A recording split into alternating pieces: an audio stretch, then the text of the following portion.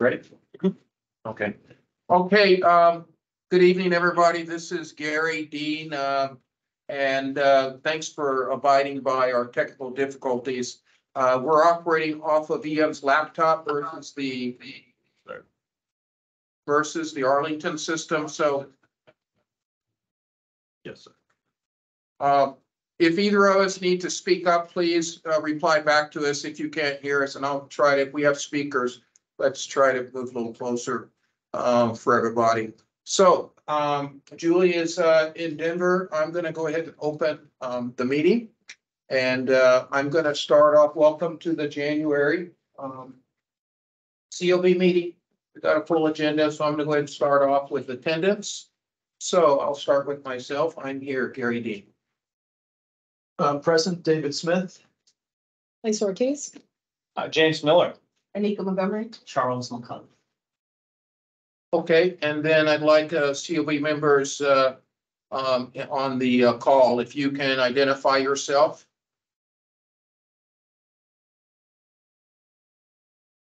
I don't know if we have any Right, members we're online virtually, but I'm online. This is Mami Ibrahim, the independent policing auditor.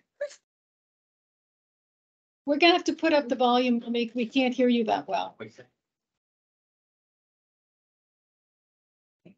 Okay, I can hear you Mommy, all can you great. repeat? Okay, go ahead. Can you hear me now? Yeah. Yes. Okay, great.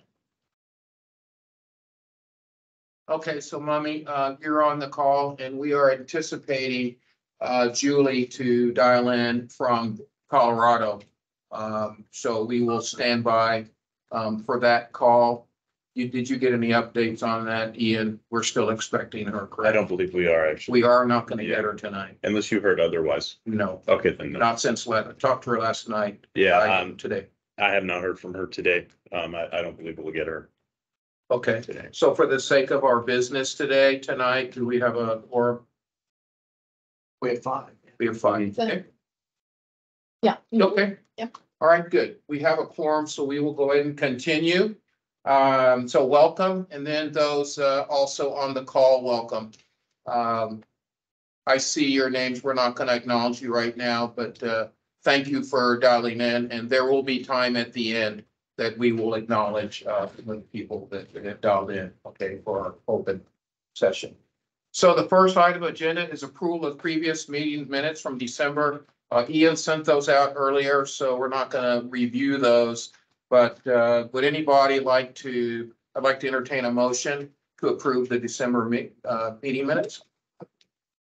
I second. Okay. I second. All right. All those in favor of approving the December meeting minutes, please acknowledge. Aye. Aye. Those opposed? Any abstentions? Okay, the December 13th meeting minutes are approved of the Arlington COB. Okay, moving right along, we got a little bit of late start, so we're going to go ahead and move into, we have 2 investigations to review. And we will start with 23 CMP-44. This was created July 2023. And our leads, our COP leads for this, was this Anika and Jim? And Julie. And Julie.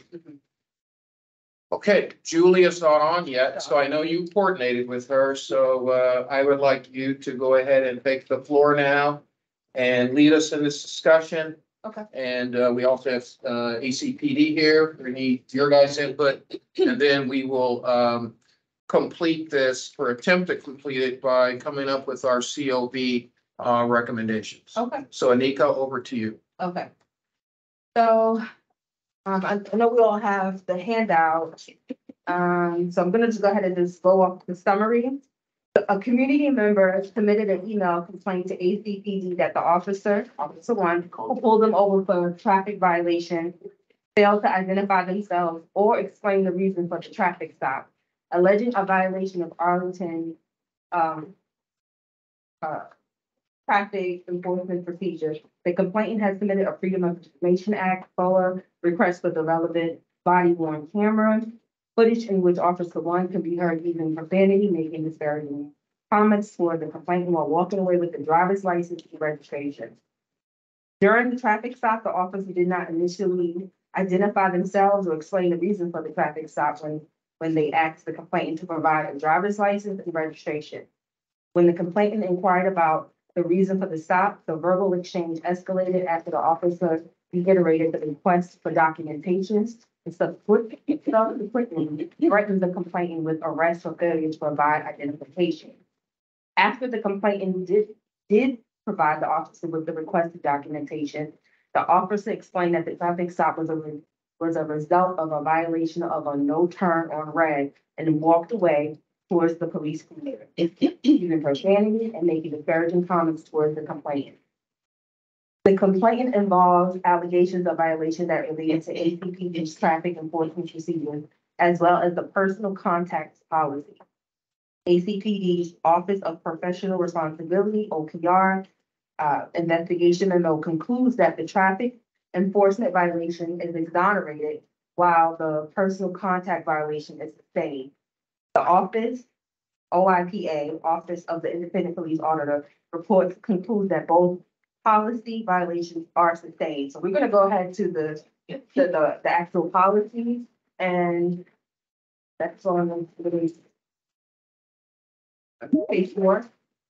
And the first policy 414 .00 personal contacts. It states employees shall be responsive to the needs of the public by rendering prompt and courteous service and consistently conducting themselves in a manner that encourages public respect. Employees are expected to conduct themselves in a professional manner at all times. I don't have to go through the whole policy, just wanted to highlight the main point of that personal contact, basically to have respect and courtesy while you're conducting professional business within the county. The second one, 54.104 traffic enforcement, the procedure, it says the officer should greet contact with traffic violators. The officer should greet the violator in a courteous manner, identify themselves, explain the reason for the stop, and request the driver's license and vehicle registration.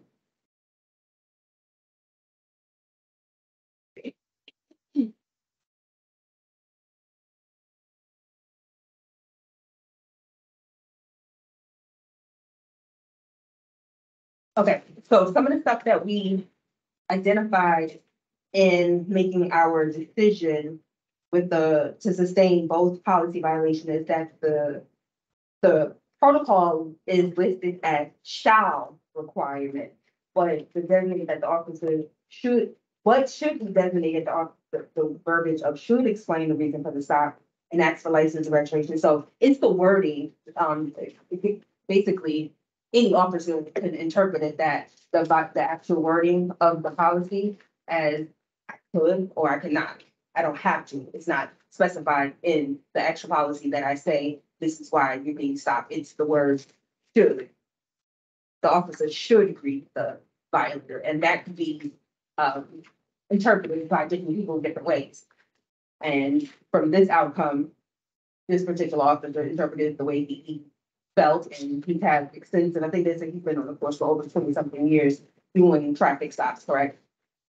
Okay, so that's something that, oh, I thought you said something. Sorry. That's something that we feel should be looked at, so this can change in the future, and we don't have to be back here again with another officer interpreting it with the word, because they see the word should in the policy.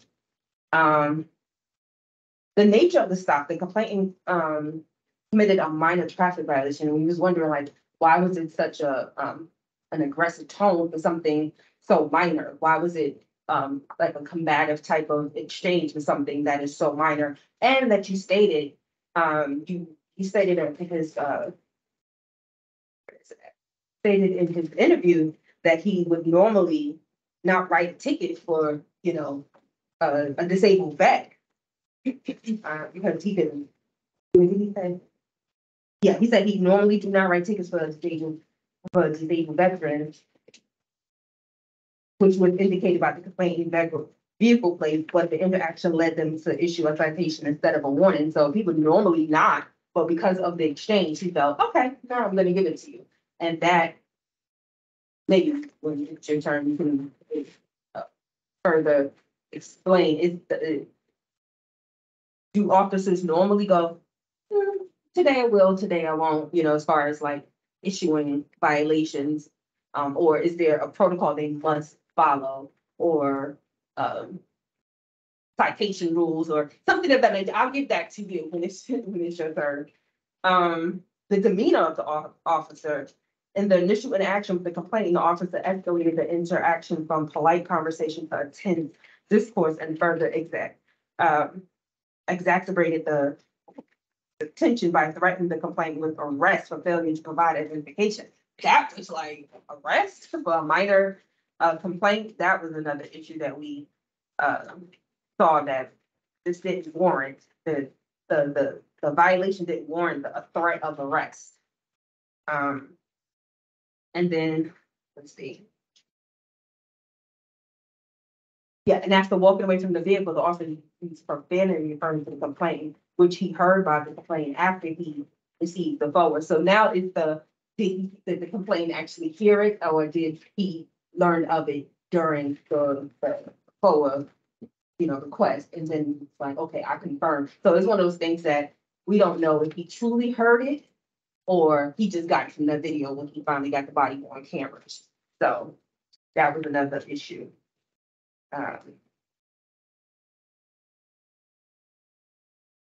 Because of the unreasonable escalation of tension with the complainant and the use of unnecessary profanity, even out of earshot, we recommend sustaining the allegations of violation of the personal contact policy. And as far as the officer history, because of previous related misconduct during a traffic stop and departure from recommendations best practice, we recommend sustaining the allegations of violation of the traffic enforcement protocol. Because he had 2 previous sustained allegations for violation of duties responsibility. That's what we based it off of. Not 100%, but that's what contributed to the sustaining. You talk about the other aspects of why you guys recommended sustaining the traffic enforcement. I got the previous, but what was the other piece of that you guys used, you and Julie? Well, okay. Just to clarify, we're talking about the any sort of facts in the complaint or the investigation that led you to recommend whatever your recommended finding is for the traffic enforcement policy. So I think we should state what the recommended finding is once you conclude, your rationale. It sounds like you're recommending a sustained allegation on the personal contacts. I don't know if I heard what the recommended findings should be for the traffic enforcement policy, but I think Gary is asking for the facts that you all leaned on in whatever your recommendation is for the traffic enforcement policy. And then I would recommend that the discipline conversation be a separate conversation from the allegations conversation, just to make sure that the 2 factors don't get mixed up. Yeah, so to clarify, the question is what additional facts supported your recommendation on sustaining the traffic enforcement? I heard some of them, the previous. Were there any other facts that you guys used? We just based it off the policies, and Well, could I suggest, the fact that he threatened the arrest to me kind of stands out, as if you mentioned that as something that was escalating the situation. To me, the language of the policy should actually cuts in favor of the officer, because it doesn't mean he has to identify the reason for the stop. And so he could interpret that, as you said, either way. But I'm leaning towards agreeing with you in terms of finding that this was should be sustained, because both the history, the history of prior violations, and the conduct that escalated it. I mean, at whatever point, I'd be curious to talk to you all about the officer's rationale where he said, I have a personal protocol for not explaining, the reason until after, see, personal protocol, waiting to explain the reason for the traffic stop Due to court. due to court. I don't understand that. I don't. So to Well, me, I'm that doesn't. glad that you are, because I first, was like, I don't know if I want to do this and thing, but then after we further, just talked about it, I was like, okay, I could understand why, and that like you said, the way the verbiage of the policy was written, I can see why you came up with, well, it kind of exonerates him because of the current, Doesn't mean I have to. It says I should. right, Um, so that would actually be in in his his favor. favor, right. If you base it off of how it's currently written. So But it's it's one of those interesting. things that kind of, I'm glad we together, we can Yeah, debate about that. I mean, Yeah, because the should to me, I actually understood why it says should, because if somebody comes out of the car, guns ablazing or just, Yeah, I mean, it's like, hi, I'm Officer Smith, I'm stopping. It's like, Yeah. so that needs to be should, but I didn't see anything specific factual actions that would support, why I don't need to follow policy. Mhm. In this case, I didn't see any exploratory things that they're trained to recognize to say, oh, I gotta throw down. So that was but I appreciate that. I was just trying to make sure I understood the fact, at least what facts you guys. I was with you on that, like where you were at with should and where you were at with should. But then, and the scenario that you just said right now is the one that came to mind. Oh, what if someone comes out? I thought to myself, we don't create these things for the anomaly, do we? That's the anomaly, right? That's the anomaly. Should. And then I looked at that exonerated and it's what was lawful. Should, okay, yeah, check. But and proper's in there too. And was this the and proper? Yeah. I think that's the thing, because now let me go back to your example of, well, someone comes out unplayed. Okay, so that was our. I thought on the should thing, well, I can argue should ad nauseam then too. If there's a should, well, sometimes I do these steps differently because I have my gut. Well, then should mean that, well, you can choose not to do a step. You could do maybe just one, maybe just two. Maybe you can move them all around. If we're gonna argue should ad nauseum, then I might as well not really have a policy. I just have a tip. Here goes a tip, but it's not a policy. So it was very distressing to me to witness an interpretation that just was like, well, hold on a minute now. We're now watering down our own policies. If now it's, well, it said should and not shall. And then what was more concerning for me, and I take your point, perhaps we'll get more to this in discipline moving, is that I'm wondering if the deference was for years in.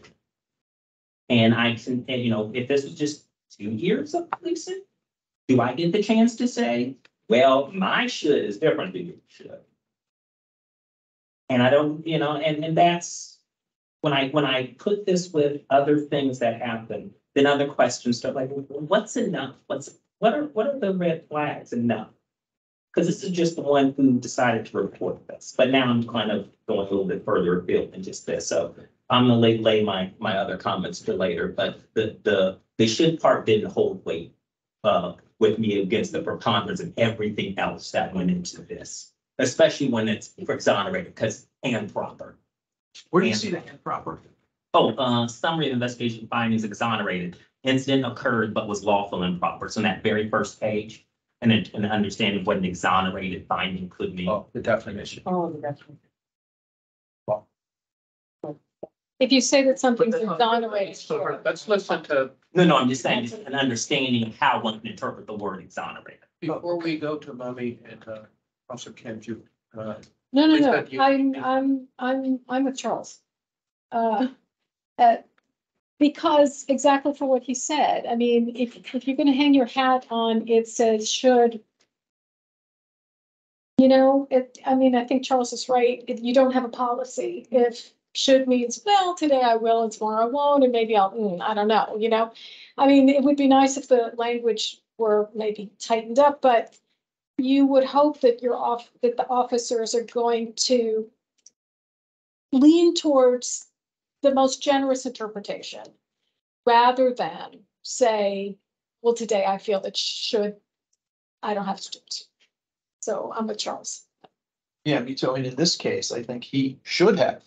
And he didn't identify the reason for the stop. He just asked for identification without identifying the reason. That sort of generated the pushback. Well, why are you stopping me?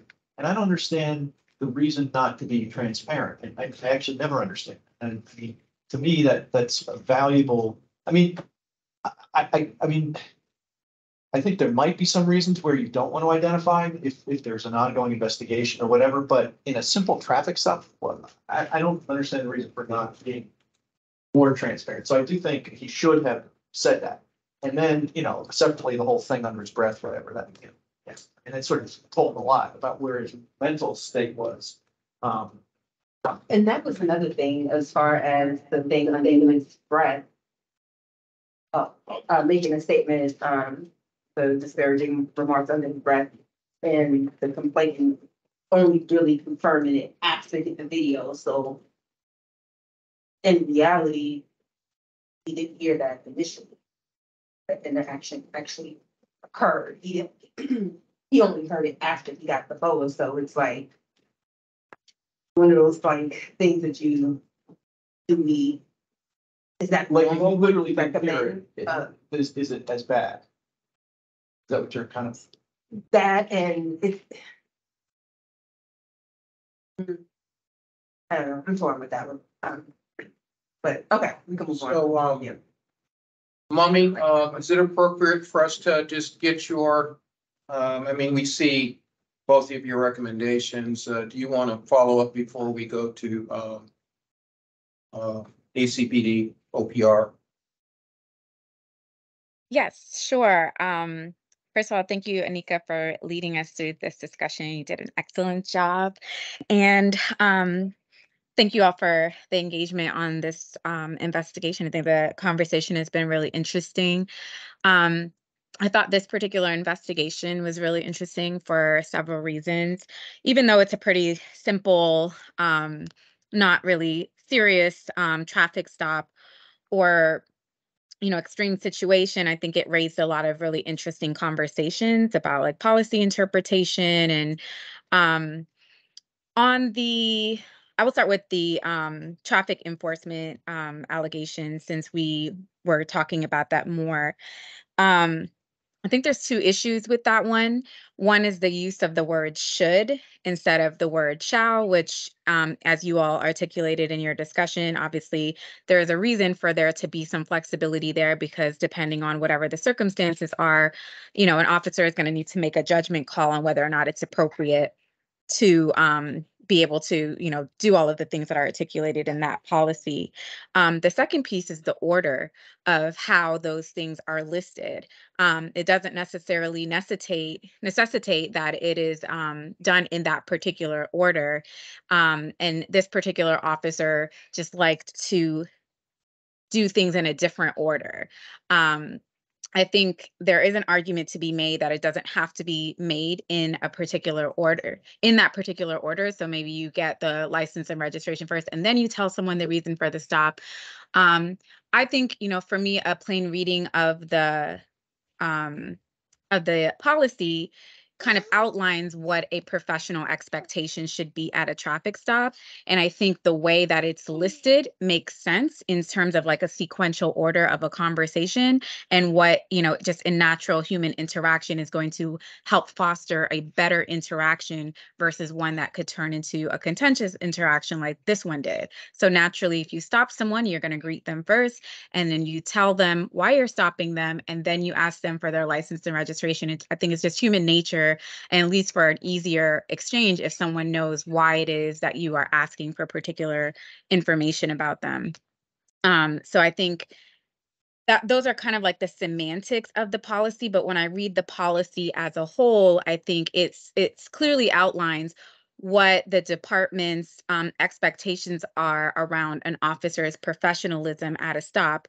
And I read the word should to mean, barring some sort of exigent circumstance. Now, could the policy be, a little bit cleared? It could be cleared up a little bit. And I did make that policy recommendation to say maybe you should add some words that say, should be done barring or shall be done barring exigent circumstances or something, so that it's more clear that this is the expectation.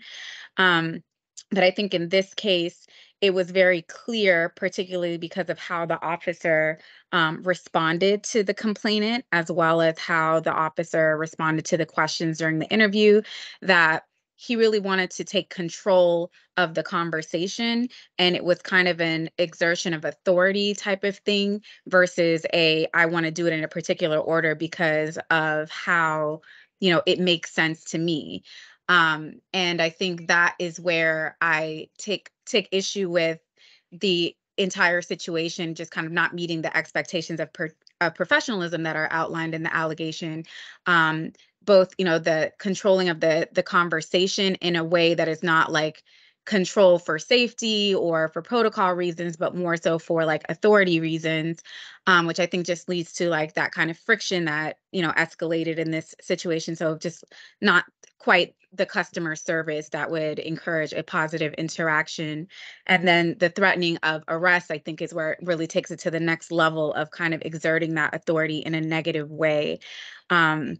And I think the officer articulated that like this is the way that he does things, and that he expects, usually, he does things that way and he expects people to just kind of like be apologetic and do as he says. And this particular person, asked him several times for the reason that he was being stopped, which he was well within his right to do, and was not, yelling or aggressive in his tone or anything of that nature, but yet the officer characterized him as being confrontational and then seemed to kind of be retaliatory or penalizing him for being confrontational by then saying, well, I would have just let him go, but I gave him a ticket to like prove a point.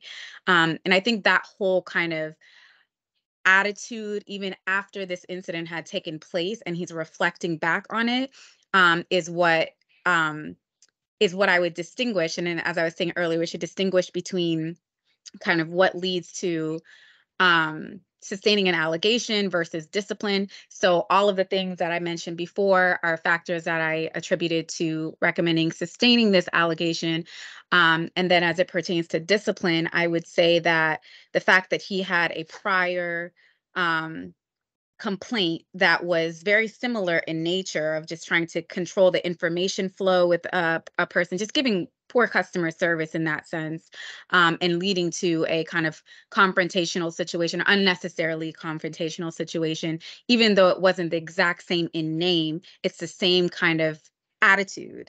And that in the fact that he continued to kind of defend that attitude in his interview, I think is an aggravating circumstance, in that like he thinks that it's okay to exert his authority in this way. And I think that is where the department could take this opportunity to kind of really redirect his attitude and coach him more on customer service and the personal skills that would be helpful to making the traffic experiences more successful. Obviously, we should also take into account that, there was, just a second, baby, not that many prior sustained complaints, and this office has been with the department for many years. But, as Charles said earlier, it could just be that, this is the way that the officer engages in all of his traffic stops. And he just so happened to, interact with someone that had the wherewithal to go and do a FOIA and get the body worn camera footage and then to pursue it in filing a complaint. But I think, we can only deal with what's in front of us. And so I would say that in terms of the number of complaints, prior sustained complaints that this officer had, in one way, I would think that's a mitigating thing in that he doesn't have a lot of them. But I think on the other side of that, the one that he did have that we were shown, that should have certainly been factored in, as well as the kind of attitude about the entire incident, even, in retrospect, seemed to be more defending the behavior than kind of remorseful of the behavior.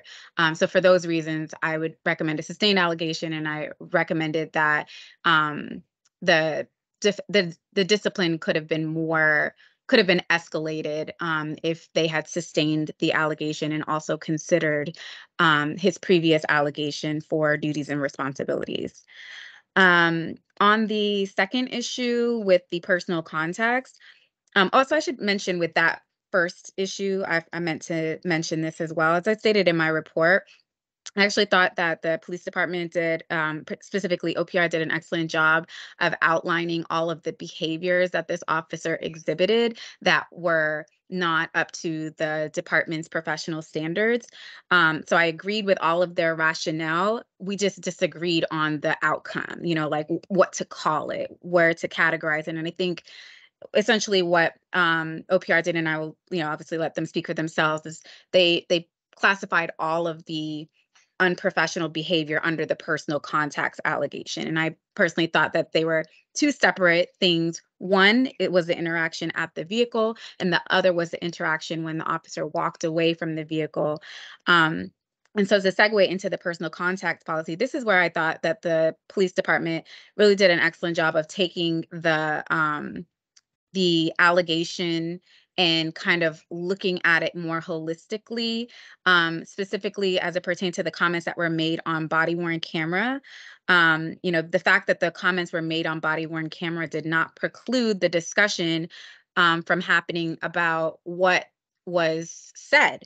And I don't think that the complainant would have heard what was said on body-worn camera, the profanity that the officer used towards him, had he not FOIA'd his body-worn camera footage. But he did FOIA his body-worn camera footage. And this led to a really interesting conversation where I think, it became, this became an issue of first impression, if you will, because remember, body-worn cameras are relatively new within the past couple of years. That officers now understand that, anything that they say on body-worn camera can be FOIA'd, and people may not hear it in the moment, but they may hear it afterwards. So I certainly encourage that kind of broad interpretation of the policy. I think perhaps, that the language of this policy may need to be expanded so that officers, in fairness to them, have a clear understanding of what is expected and where they can be, I guess if you'll say, like, penalized, or their actions can be analyzed. So just because you're not within earshot doesn't necessarily mean that you may not, your actions may not be looked at under this policy. I think, for this particular investigation, they looked at a number of different things, not just the things that were on body-worn camera. They also looked at the interaction of them when they were first engaged with one another during the traffic stop. And so in totality, then sustain the allegation for personal context. But it would be my recommendation to sustain for both. I know that was very long. So if you all have any questions, I'm happy to answer them. If not, happy to pass the mic over to OPR.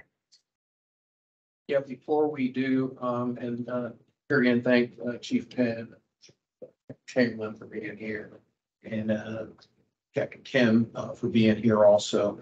I think as we hand it over, I see a lot of alignment in the personal context, just as you've said, Mummy. So I think for the case of our rest of our time on this one, obviously it'd be good for us to hear from OPR about your exonerated piece that seemed to maybe be a little disagreement. I think Mummy just kind of maybe explained some of it, but the floor is yours. So I want to say a few things, and unfortunately, Chief Trimmer and I had to leave. We got to be at a different thing at 7:30. But for us, the personal context, we absolutely expect our staff to behave in a courteous and professional manner in all our agents. And, that covers the entirety of the encounter. We can have a separate conversation about the should or shall and the ordering. To be honest, I'm pretty sure that when I was trained 32 years ago, I was told to get the driver's license first. We tried to get the records, but that's just so long ago. It's not really around here, but I'm pretty sure that's how I was told. I mean, I feel like that's a separate conversation, the should, the shall. And I can think of a lot of reasons, in certain circumstances when that's important that it's first. So my main focus is, we look at it as it's the entirety of the interaction. And that's why we sustain personal context. Every interaction, we expect courteous and professional behavior and, you know, it's the totality of this circumstance. And it's just like when we're assessing if somebody's gonna be charged criminally, you know, only the specific facts of this are what we consider. And I understand the conversation that's happening, but I think my opinion, the should or shall, is that that's a different policy conversation we're happy to have. I just can't have it tonight. Unfortunately, I gotta go. But, you know, the personal context encompasses everything is how we looked at it. You guys might want to add. Yeah, well, I mean, that is how we looked at this. We're not saying that the behavior that you saw on a traffic stop, you know, that was what we want our officers to exhibit during traffic stops, but we have a specific policy for that. The traffic stop policy is intended to tell officers how to execute a traffic stop. And if you go through that policy, that's kind of what it outlines. And when we get to the real technical matter, if you take the courtesy part, it says the officer should greet the violator in a courteous manner, comma. That's what he did. The officer greeted the violator in a courteous manner. He did. Hello, my name is so-and-so.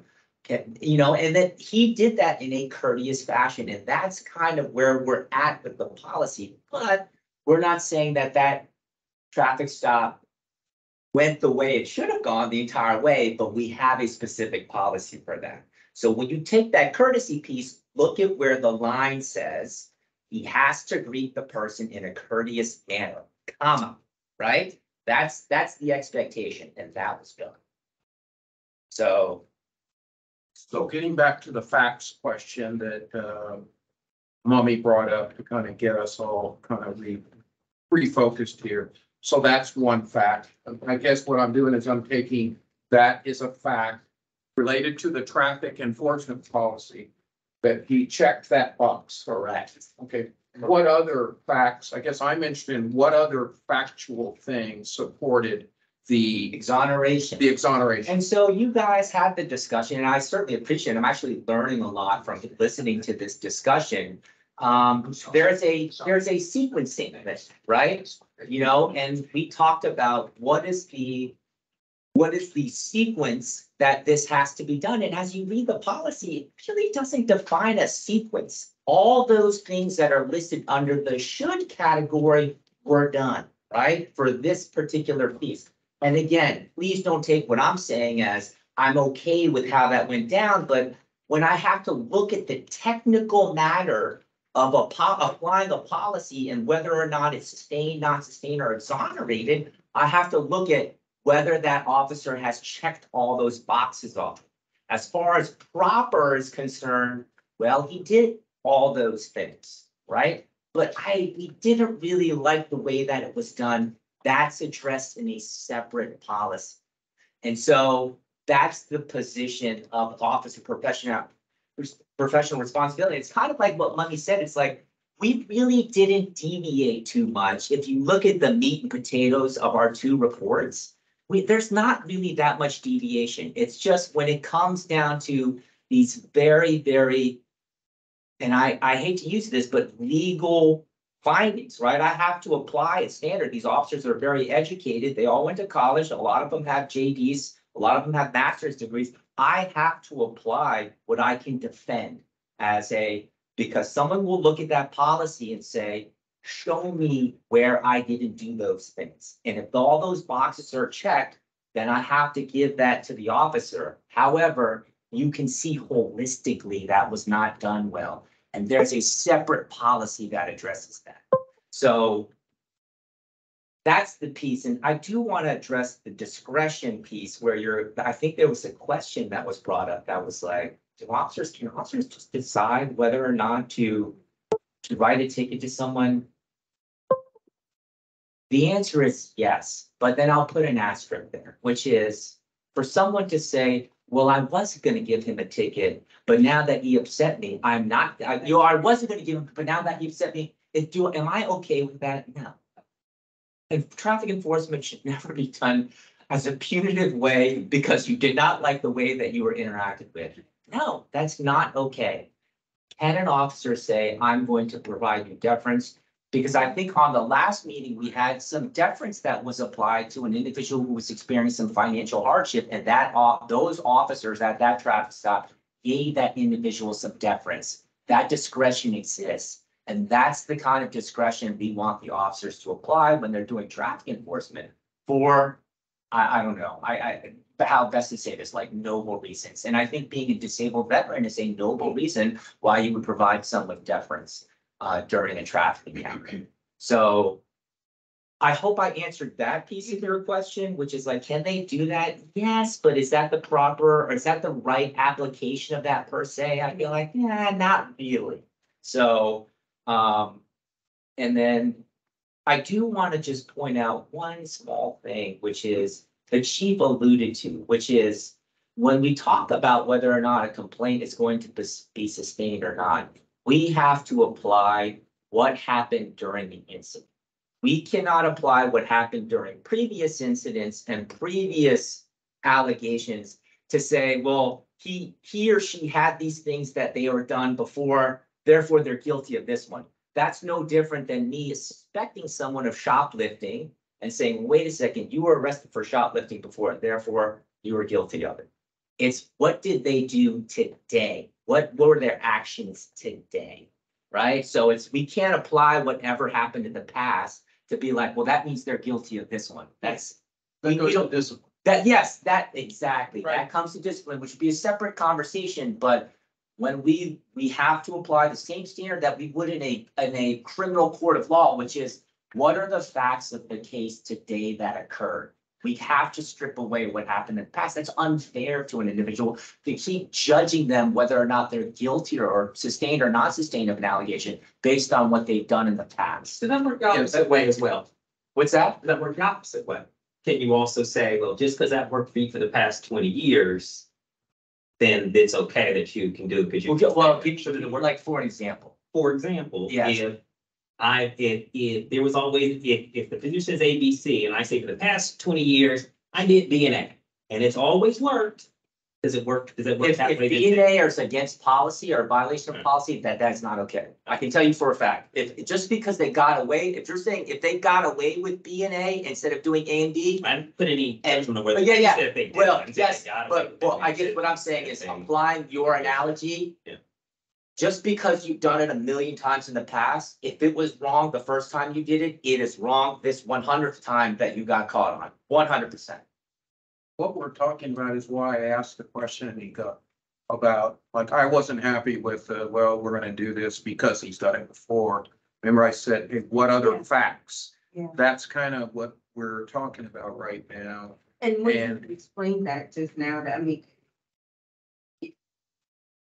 it makes sense. Yeah. You can't, you shouldn't. You shouldn't. Let me ask one apply. question, and Okay. then- let me ask one question, then go back, Okay. and then Lisa's got something, so, all right, so I checked the box on the proper thing, okay? Okay. What I'm still struggling with, what other things did he do right? What were the other boxes he checked in the facts of how that traffic enforcement happened?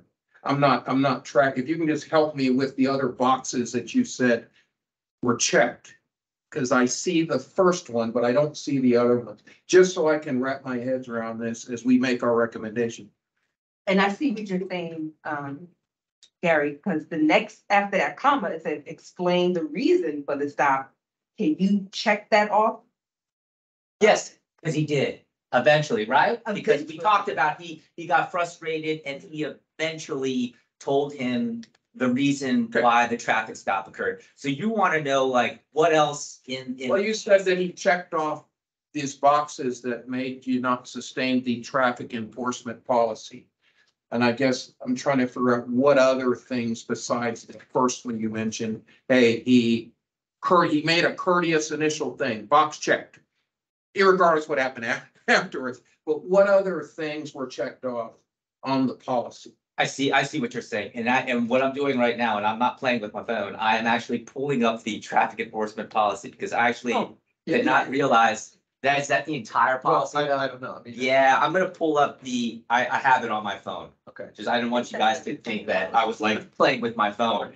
I'm actually pulling it up. Okay, so if we go through the entire thing, and I don't wanna, belabor this, but, positioning the vehicle, approaching the violator's vehicle, contact with the traffic, and these are all little subheadings in the refusal to sign the summons. Let's see. Here's an interesting one, because you talked about going to jail. And an officer shall make every reasonable effort to advise a violator that a refusal to sign a summons. And I'm saying this, and I know he didn't refuse to sign the summons, but if you can't get a driver's license from someone, then it's failure to ID. So I'm basically just applying this little piece and how it alludes to the fact that you take the violator from the car to the magistrate's office. You arrest the violator.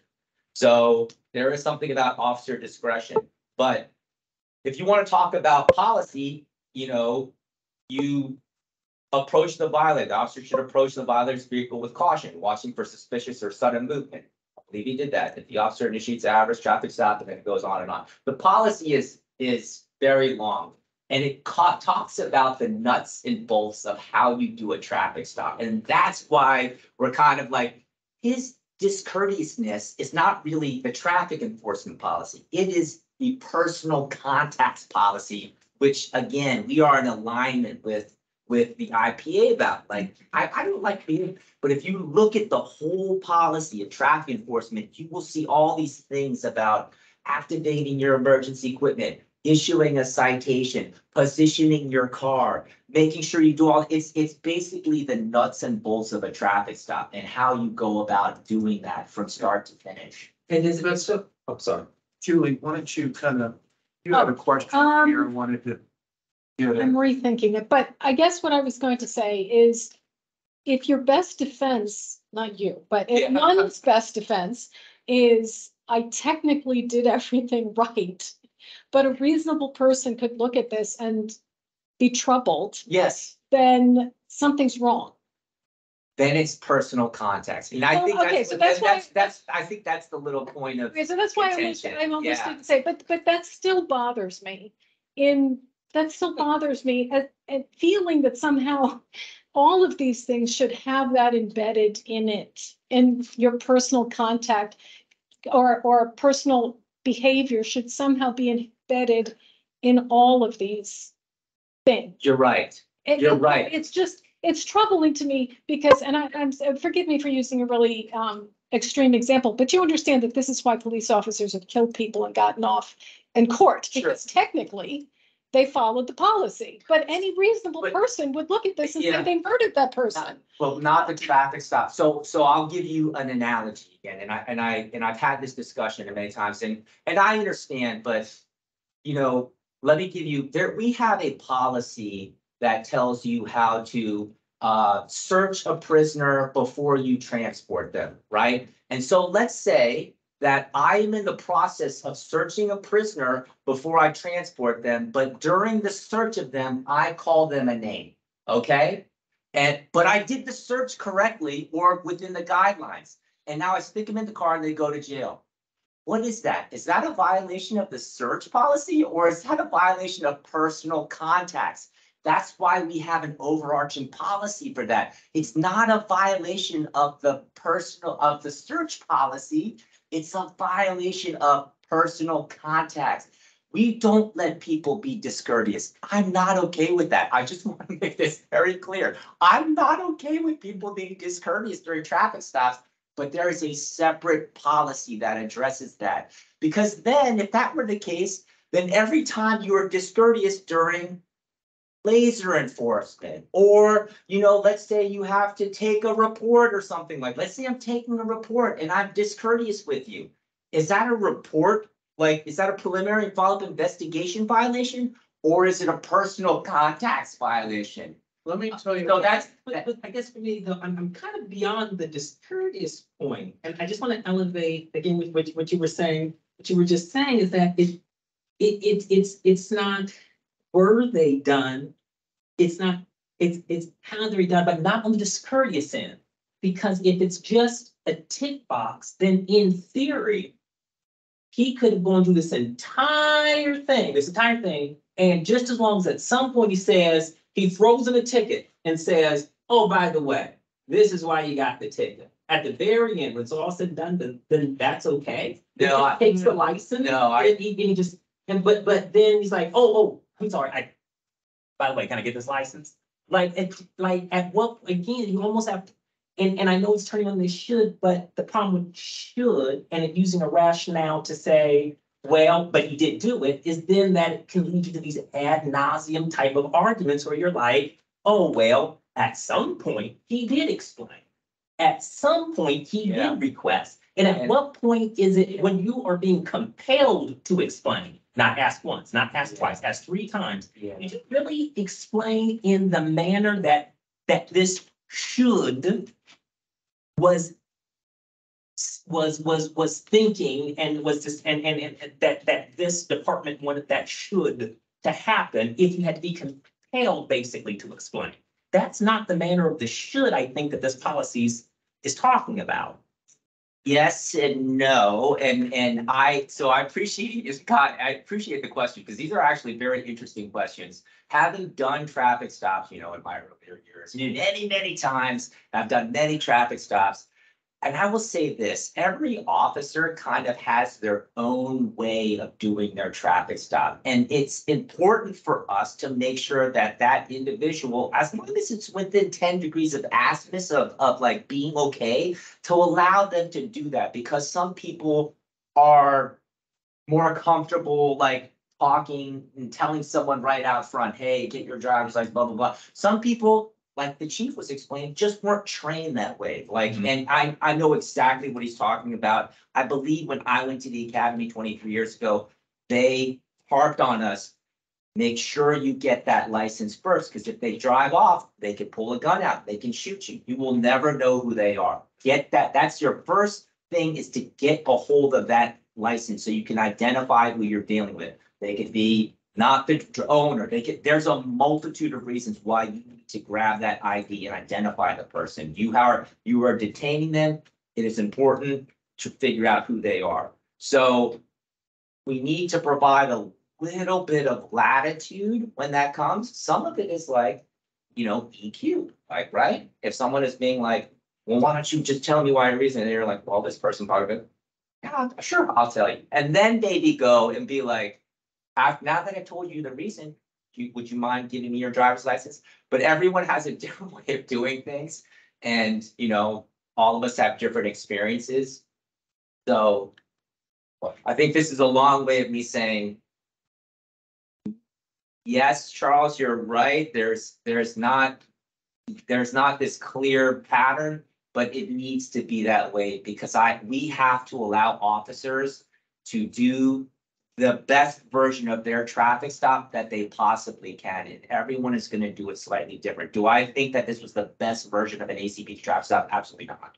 So, but the other officers could probably have done the same sequence, right? The same sequence, but had a completely different outcome. So that's why let's just look at the delivery of this. You know what I mean? Because I think you could sequence it the same way and have the same outcome. So here's my last comment, Jim. So when I look at a policy like this,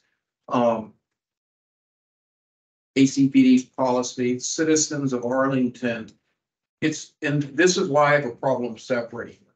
Because that policy and those steps, the technical steps, the purpose of it is to have a successful outcome for both parties. The reason I can't separate them is I cannot say that was a successful outcome. So if you separate them and you're saying that's success, as a citizen of Arlington, I would say, and the people we represent, I don't think we think that's a successful implementation of the technical aspects of that policy, because when you pull them away, you separate success. You don't have a policy just for a policy. The policy everything goes to policing and success. And I can't call that, I'm having a problem. When I separate them, I go unsuccessful execution that was caused by the person. I totally agree with you, but I just can't pull them apart. I'm just being honest. And Jim, over to you. You've been quiet. Thanks, Captain Kim, for some of this explanation. The difficulty is that the section contact with traffic violators is not equal to the personal contact section. And that first, they should be, in essence, if you're saying that it should greet the violator in a courteous manner, that should complement your policy or the policy for personal contacts, that all employees will treat persons with respect and not use and so on. And that is where a lot of course, and we could probably go over every single one of your policies and do the exact same thing. I think in essence, it's a recognition of that we're not one should supersede the other, but should be in complement. I agree. And this is hence the point of the conversation. If one says different than the other, it becomes more subjective versus. Yeah, I mean, I think that's an interesting point. I'm really torn now. So I want to make sure that let me go back to Gary's point, because Gary makes a good point about successful outcomes. And remember what I said, I believe you can sequence this traffic stop in the same exact manner and have a successful outcome. If that is the case, then the policy was followed, just the delivery was not, the execution was not that great, but that's not a policy violation. And executing a policy, just not executing it well is not necessarily a policy violation. I'm doing what I'm doing. If I can do the same thing that officer did and have a successful outcome, that means then would we say that was an exoneration of traffic stop policy, right? So but the argument here is that if you, before the comma is courteous manner, and if we apply the standard of what ACPD considers courteous manner, that treat all persons with respect and will not use degrading, we go to that very long sentence. If that's the definition of what courteous manner means, then therefore the interaction, the greeting. I understand. Yeah. Right. Hence the reason why there isn't a comma before that is that this is the greeting employees Yes. treat all the officer, the violator in a courteous manner. I get that the courteous manner doesn't go to is compounded based off of the fact that this is just the greetings that we are talking about the greeting. And I think clearly this is why everything that happens after the greeting falls under personal contact. So completely understand that. It could be a very discourteous contact after the greeting and still meet the policy but violate the personal contact. So please don't say that, please, and I know you guys don't. Okay, Luke's like me. Please, I was just making eye contact. Don't confuse what I'm saying, which is basically let's say you want to try to get off on a technicality. I was courteous to the person, but hold on a second, the rest of your stuff wasn't. Therefore, you violated this policy called personal contacts. And I know it gets down to the technical nature, but we as OPR have to be that way. We have highly educated, and I can't stress this enough, highly educated police officers who are junior attorneys. And we need to be very almost literal to the law about how we apply these policies. So in your analysis, the threat to arrest goes to personal contacts, not to the violation of the traffic policy. The personal contacts for us is a amalgamation of the entire, as you guys all see. It started okay, and then kind of starts to go off the rails, and as I think all of you all saw that. It's not a very long video. That's the personal contacts piece. As the chief said, holistically of the event was not consistent with our personal contacts policy, which is to be courteous. And then again, to say someone was discourteous here and discourteous there. Well, let's say this individual called this person and came back and called this person another curse word or something like that. Is that a second violation of personal contacts? I mean, at what point, you see what I'm saying? That's why we have to look at the event holistically. And it's every time you say a bad word, another violation, another violation. And are you gonna see this Rolodex of like 10 personal contacts violations for every single word? No. But if someone is egregious with that, we'll apply the appropriate discipline for that singular event. That makes sense. So to just answer David's question, the threatened to arrest still complied with the traffic policy. Yes, it complies with all policy. I know it sounds harsh, but if you do not provide a identification during a traffic stop, you can be arrested. There's no other option. We have to arrest you. You are failing to identify yourself. Do I think that that was the time to deliver that message? I probably would have held that in my pocket a little bit longer, maybe negotiated a little bit more. So, but at the end of the day, if you do not provide your information during a traffic stop, are you going to get arrested? 100% that will happen. But you're asking about the ticket, not the threat to arrest. You're asking about having given him a ticket, which to me is. What do you mean ticket? Didn't he get a ticket? He got a citation, yeah. He got a citation. Okay, sorry. Yeah. So. That's okay, that's okay. Right. To me, that actually, I'm convinced that he violated it because he used a procedure to take, to get back at a citizen. Do you understand? He used a procedure in order to get, this wasn't just him not being nice. This was him using a procedure that he intentionally did because he was irritated with the person he stopped. That is the difference. He did violate the red line. That's not the point. The point is he said himself that he wouldn't have done it. He changed his mind. Exactly. Yeah, I know. And the fact that he admitted it is the proof that that he didn't follow this properly. He abused his power because he was he got upset, and that's not okay. Well, so now I'm convinced. Mommy has, Yeah, Mommy, sorry, seeing you chime in. Go ahead and enlighten us, please. Yeah, I just didn't want to cut anyone off, and also didn't want to forget the two comments I made were just again to clarify, as we're talking about previous allegations, that only pertains to the part of the discussion on discipline. So it should not factor into whether or not to sustain the allegation for the current circumstance. So it's like once you've reached the conclusion that the facts of this particular incident warrant a sustained finding, then you talk about previous allegations as it pertains to whether or not those are aggravating circumstances that would then warrant more enhanced discipline, because discipline can be kind of on a scale from shift level counseling or a letter of corrective action to suspension of hours and different things like that. So when it's on a scale like that, you may think about how previous interactions or sustained allegations specifically should factor into that discussion.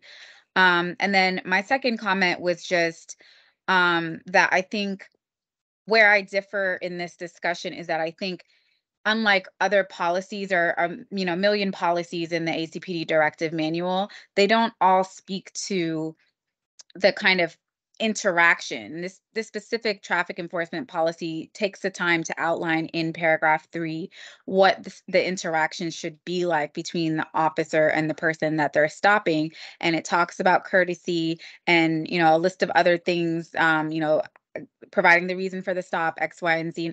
And I think that specifically outlines how the interaction should be at a traffic stop that may be different from, a personal contacts, kind of situation where there is unprofessional language used, or just kind of, it's a rude interaction or something, particularly if it's, completely aside from the circumstances, like if you're doing a search and then you're making these kind of, unprofessional or profane comments. This particular policy outlines like how this interaction should go. So for me, it's a number of factors. It's the kind of back and forth. It's the lack of courtesy. It's the kind of like retaliation of, okay, now I'm going to give you a ticket. It's the kind of like abuse of like of his authority in a way that led to this overall lack of professionalism at this stop that I think is different than the profanity that was used when he was walking away. And that's what I was saying earlier. And I feel like it's two kind of separate interactions that I think like this policy is there and it outlines what should happen at a traffic stop. So I think that's why I think it is the language is there to support or to analyze this conduct under this particular policy. But I think, you all have outlined a lot of really great points. And I think that, we are aligned in the sense that we can all agree that the conduct was unprofessional, holistically. So I think it's just kind of how you all want to split the baby or split the apple or whatever, saying you like to use. I had one more question. Go ahead. Over some- Yeah, let's vote after this. Is there a difference between the policies as to what discipline could be imposed? Because I'll tell you where I am, which is I'm actually probably going to vote differently, but I mean, I'm actually tending now to feel like I'm going to vote to exonerate on the traffic policy because I think technically I actually am now kind of persuaded, but I don't like the way the policy is written. And I'm concerned that the personal contacts policy is sort of insufficient, that it might be seen as like a lesser violation. And so is there a difference in terms of the discipline that's handed out between these two policies? It's funny. So personal contacts has a very specific sort of, it's outlined in I think the matrix that you guys were provided, but traffic enforcement, I don't believe is. But I will say this, if you apply part A to the matrix, which is there are mitigating and aggregating factors for any violation of those policies. And you can get at the chief's discretion, something that is appropriate for your behavior. This is a long way of me saying the answer is no, there is no difference. If someone has egregiously violated any policy of ACPD, they will get the appropriate discipline, no matter how insignificant the policy may seem. If it is aggravating in nature, then yes, you will get. Like hypothetically, if he had choked this guy, let's say. Choke this guy? Yeah, let's That's say. a different policy all itself. Well, but That's used up more. it still wouldn't be a violation of the traffic policy. I mean. No, it would not.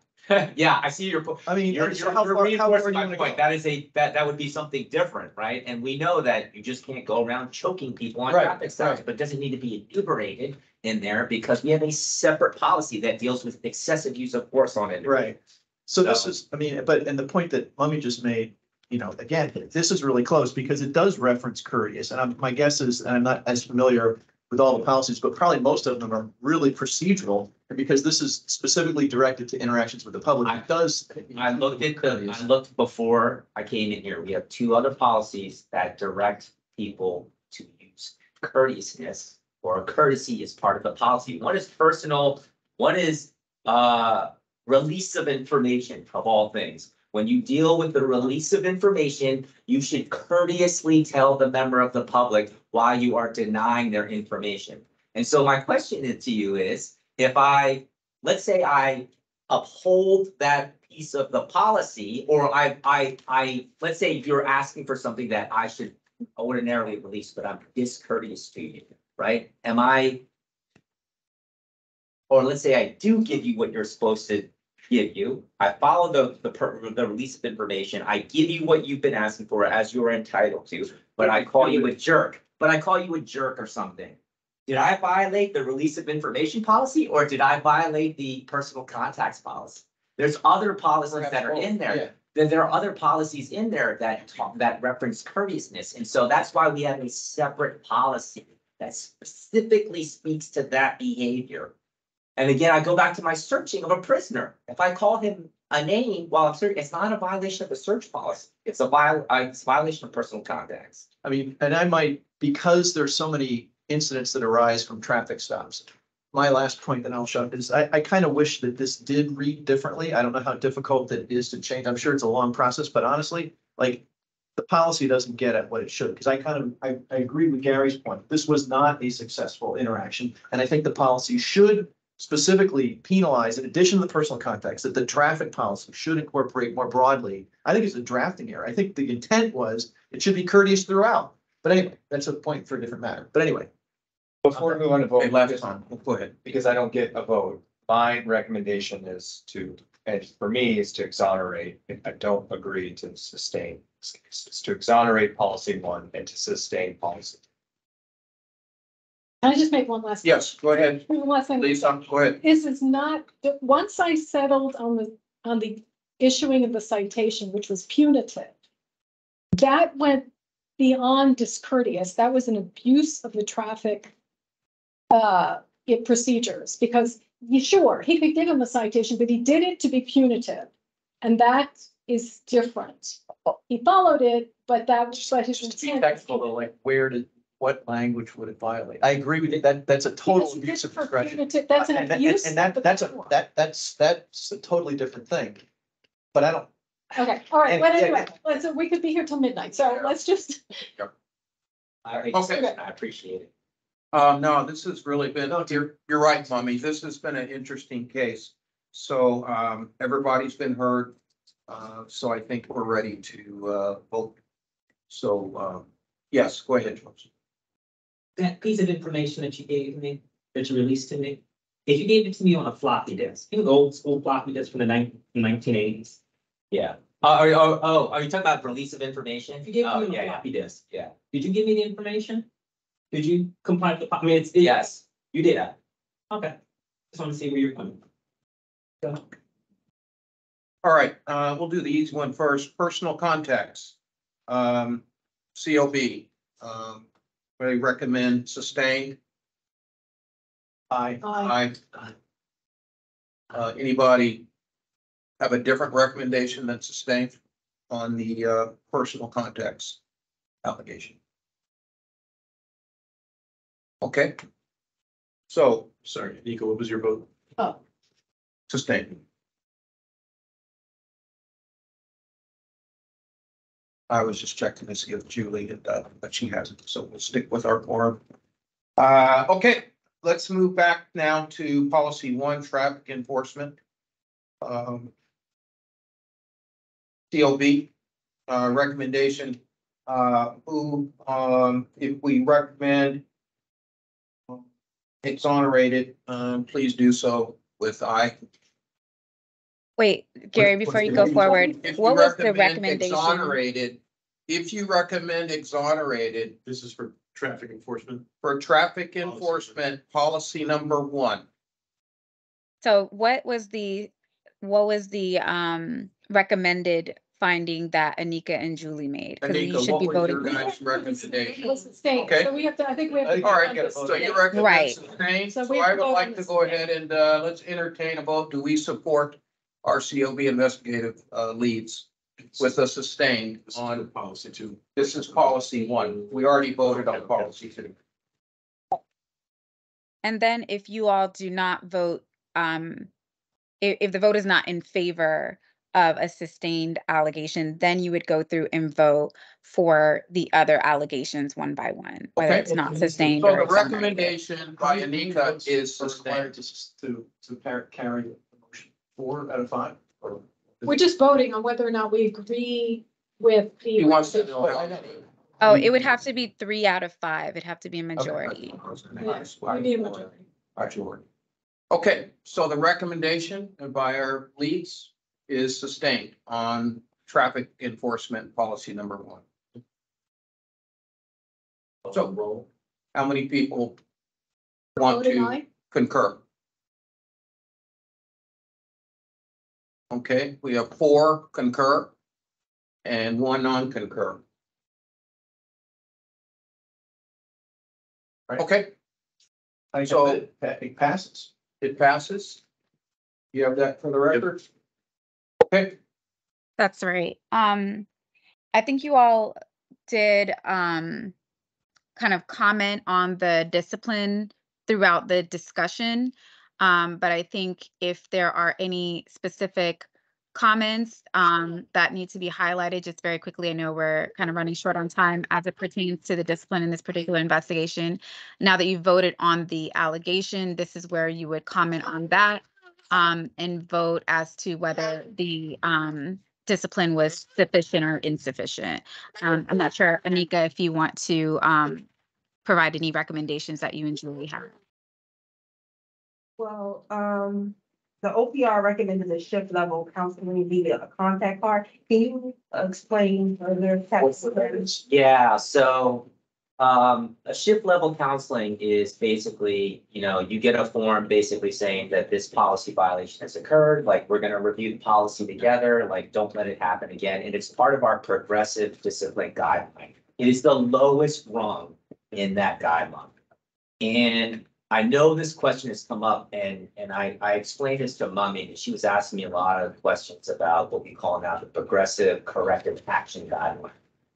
In the past, the way that the progressive discipline guideline worked was that we could only look back 12 months. And we realized that that was a flaw in the system.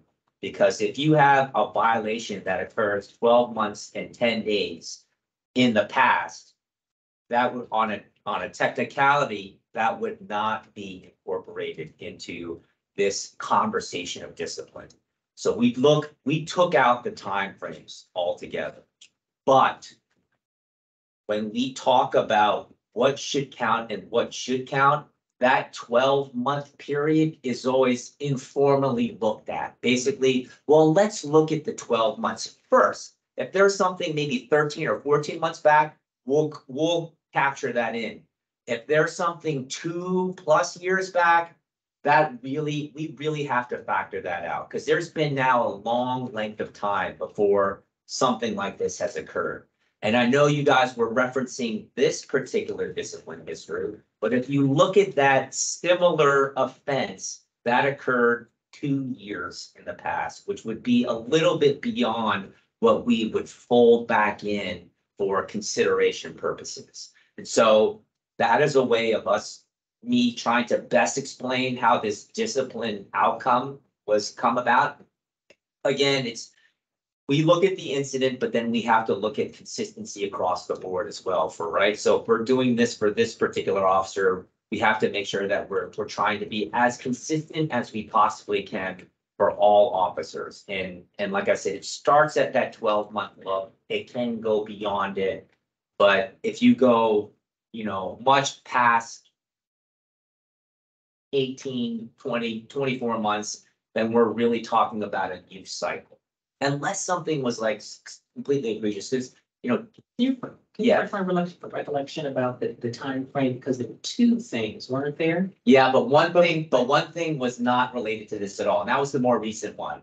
Yeah, but Not, when you talk about relatedness, then tease that out.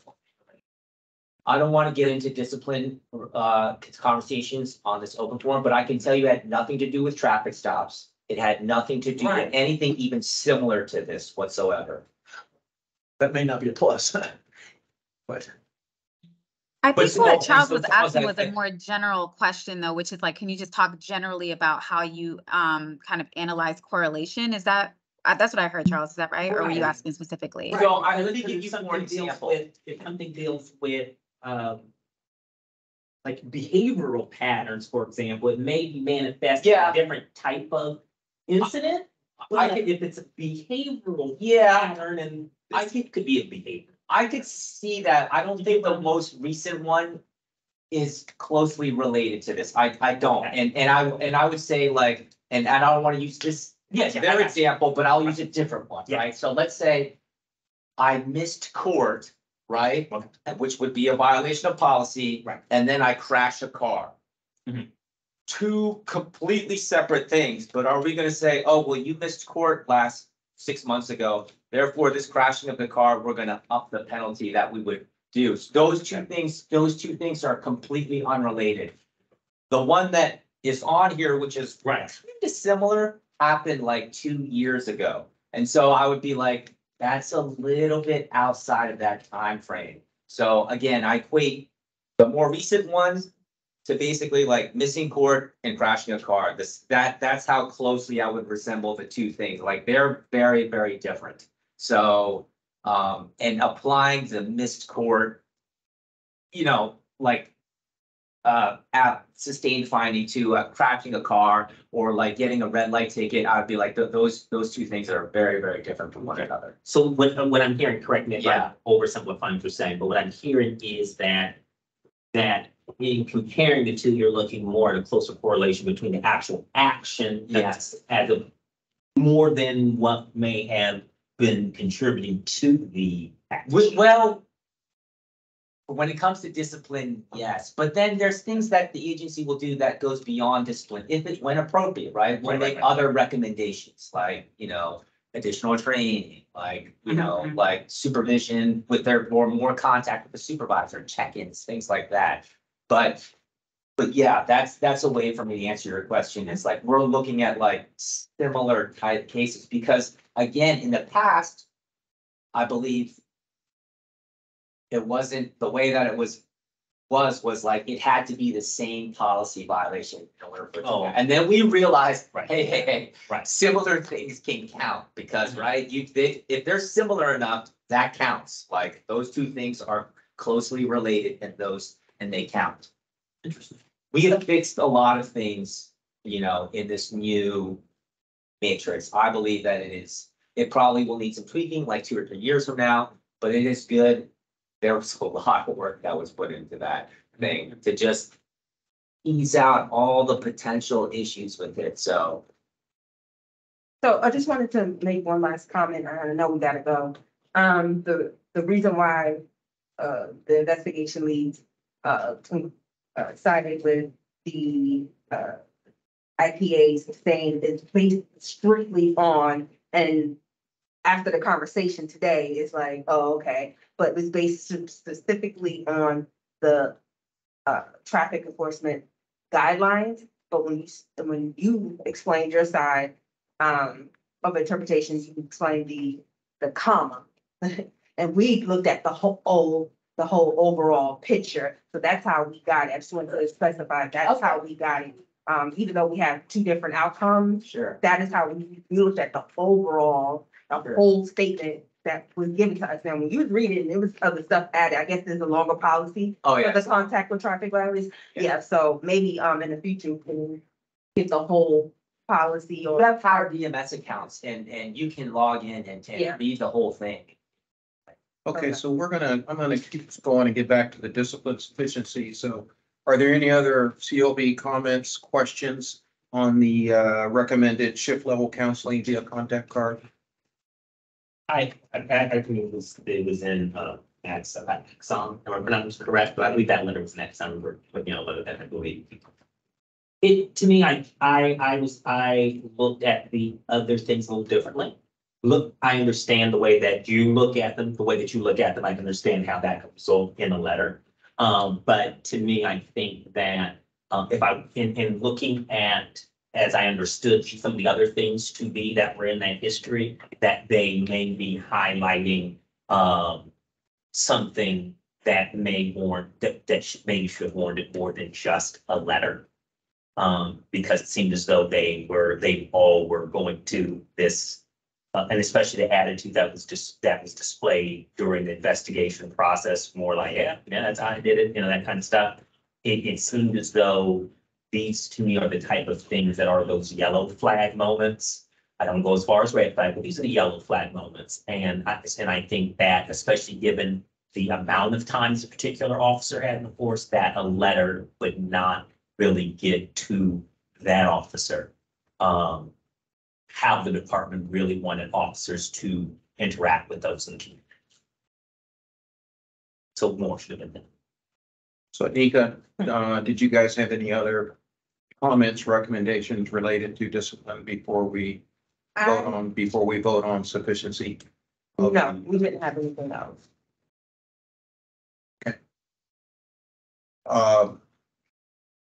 Okay, that being said, Mummy, I'm just kind of going in order here, so if you didn't have any recommendations here, so we're supposed to vote to determine whether the discipline was sufficient or insufficient. Yes, that's right. What would be the next level up? Would be a letter of corrective action, And this was just, a shift level counseling. It's like a letter, but it's called shift level counseling. It comes in the form of like a letter. But a letter of corrective action would be, the difference between the shift level counseling and a letter of corrective action is the letter of corrective action comes from the chief to the officer. So I funnel those to the chief, get him to sign them. and this comes from like his shift supervisor. This comes from his section commander. Okay, so this is his first shift level counselor. Correct. So the other matters. From the that previous result in matters. Discipline We can at this make that level, okay. is that right? That's what I'm asking. Yeah. There is no Um, previous, this is his first shift level. For personal contacts? Yes. Does he have one for the other? Yes, he received shift level counseling, I believe, for the other. He received shift level counseling and a letter for the other two events. But they're Captain outside of Kim. the time. Sorry, Captain Kim, if you'll indulge me, just, I'm not sure how, much of a, kind of common term, shift level counseling is. If you could provide just a little bit more, information, it was certainly helpful for me to kind of know what happens at a shift level counseling that may help inform, the COB as well as members of the public. Thank you. Yeah, I'll quickly go over it. So it's in Axon, you guys can look at it. It basically, what it says is, this is exactly what happened.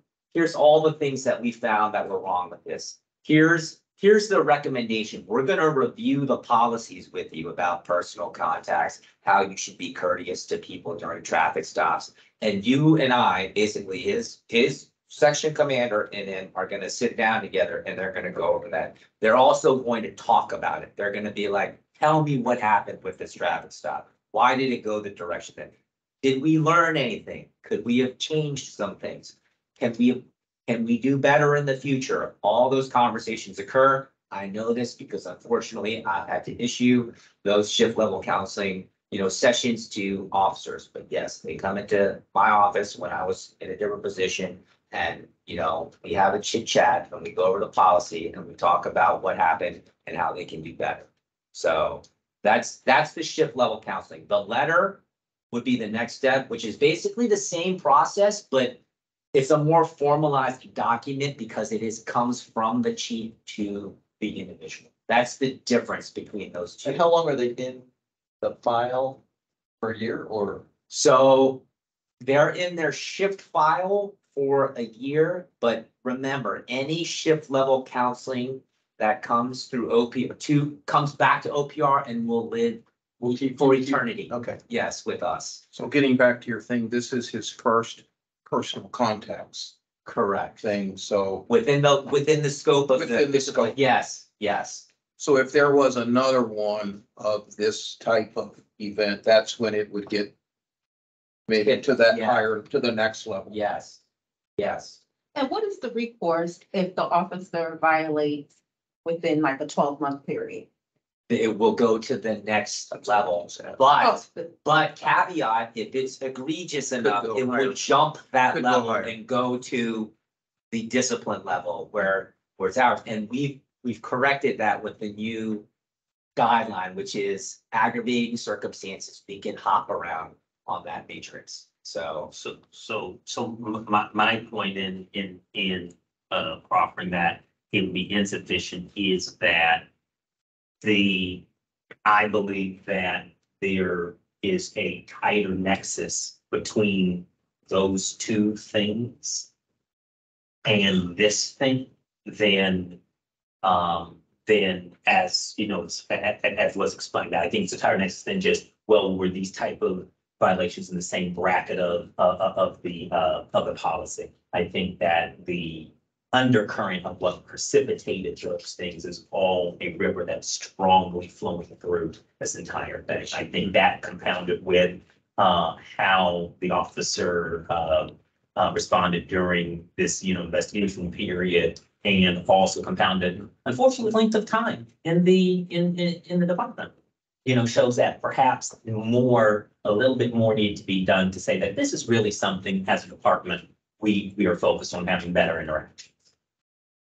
And that just that primary level, it just isn't gonna cut it with all those radios.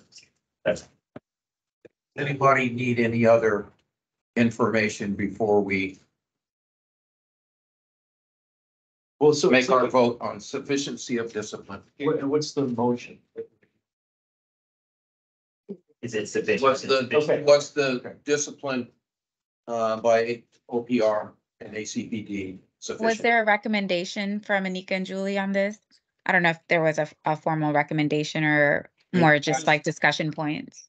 No, I don't I think, didn't we get didn't have a recommendation. I'm trying to, Yeah, that's what. no. Okay, if not, then I would just say vote for sufficient first, and then if that doesn't carry, then vote for not sufficient. Take a vote on sufficient and then not sufficient. Thank you, Mummy. Before it goes to a vote, my recommendation is that discipline that ACPD put forth is sufficient based off of the totality. Okay, and Mummy, I like your format. So with that being said, to keep us moving along, barring any other questions, thanks for the feedback. So the first vote is for if the discipline that ACPD laid out was sufficient. Someone may need to put that motion forward. So I would like to entertain a motion for the sufficiency of ACPD's discipline in this matter. Somebody want to make a motion? I'm not sure how to phrase it. I'm If there's no motion, there's I don't know no. how to phrase If it. there's no What are you motion. asking exactly? You call for a motion, no one's willing to make it, then we move to the next option. I move that we vote on the sufficiency of the discipline. Did I phrase that correctly? But I think you have to put it in the affirmative or negative. Negative. Oh, right. that we vote in the affirmative. The affirmative. I'm sorry. So Or say, that it is.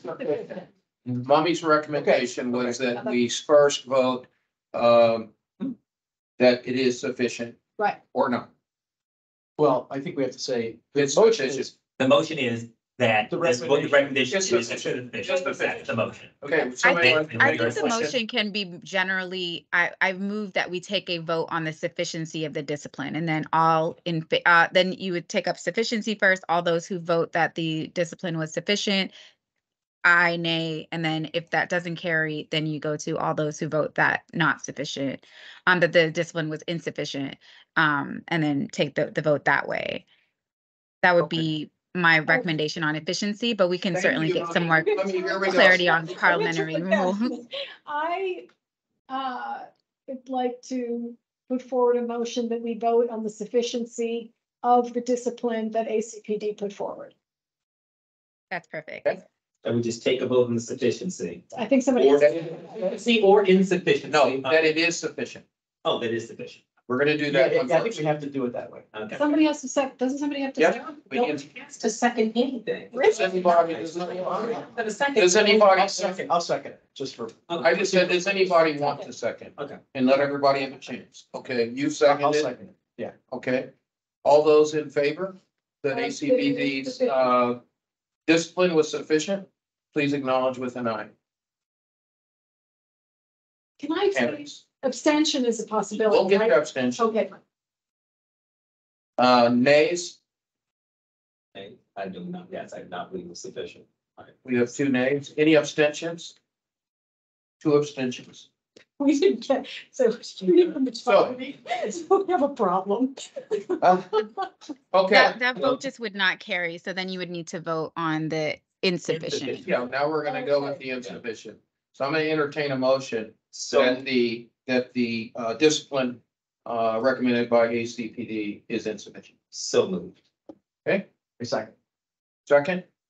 All those in favor that the discipline was insufficient, please acknowledge by saying aye or raise your hand. Aye.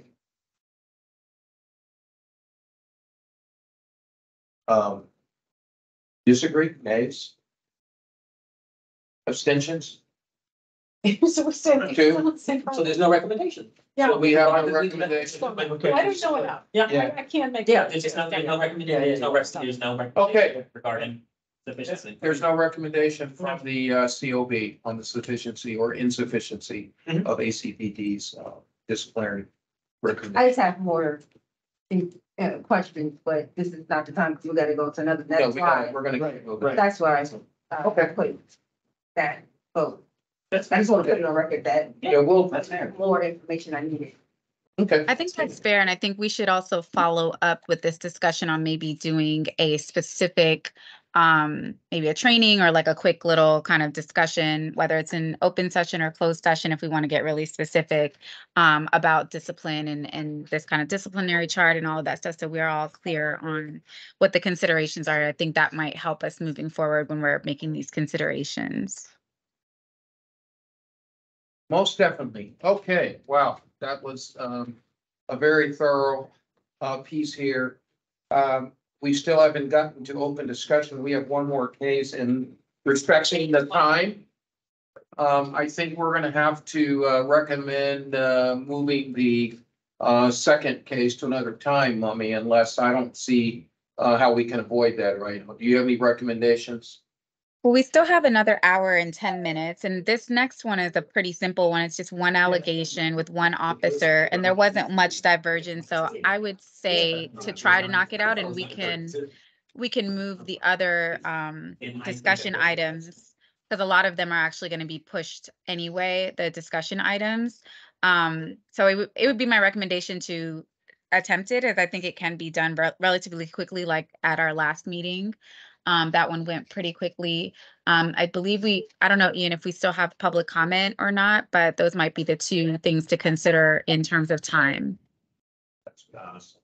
As far as I can see right now, Mummy, the individual who requested public comment is not here, but if we would like to do that right now, we could. Yeah, for the individual meeting guest, are you here for public comment? If not, you don't need to unmute.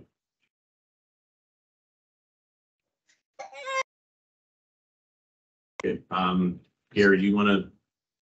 Here we go. I'm sorry I had to step out, but is the motion to, or have we agreed that we are gonna postpone the discussion for No, the additional we're gonna investigation? We're gonna do it. We're gonna try to do it. My recommendation is that we do postpone it to the next meeting agenda and to ensure that it gives its full breadth of investigation. I don't want to be the lead, I don't want to feel as if we're rushed and give appropriate time to public discussion. That's my recommendation. I was prepared to be here till 9:30. That was on my calendar, so I'm ready to get That's to fine. comment. That's my recommendation for tonight. Yeah. Okay, thank you. Well, I've listened to Mummy's recommendation, and having reviewed this thoroughly, we're gonna continue, and we're gonna go ahead and attempt to knock this out. So Gary, are we then postponing public comment for the time being? yes, Okay. So we're going to do both investigations and then take public comment.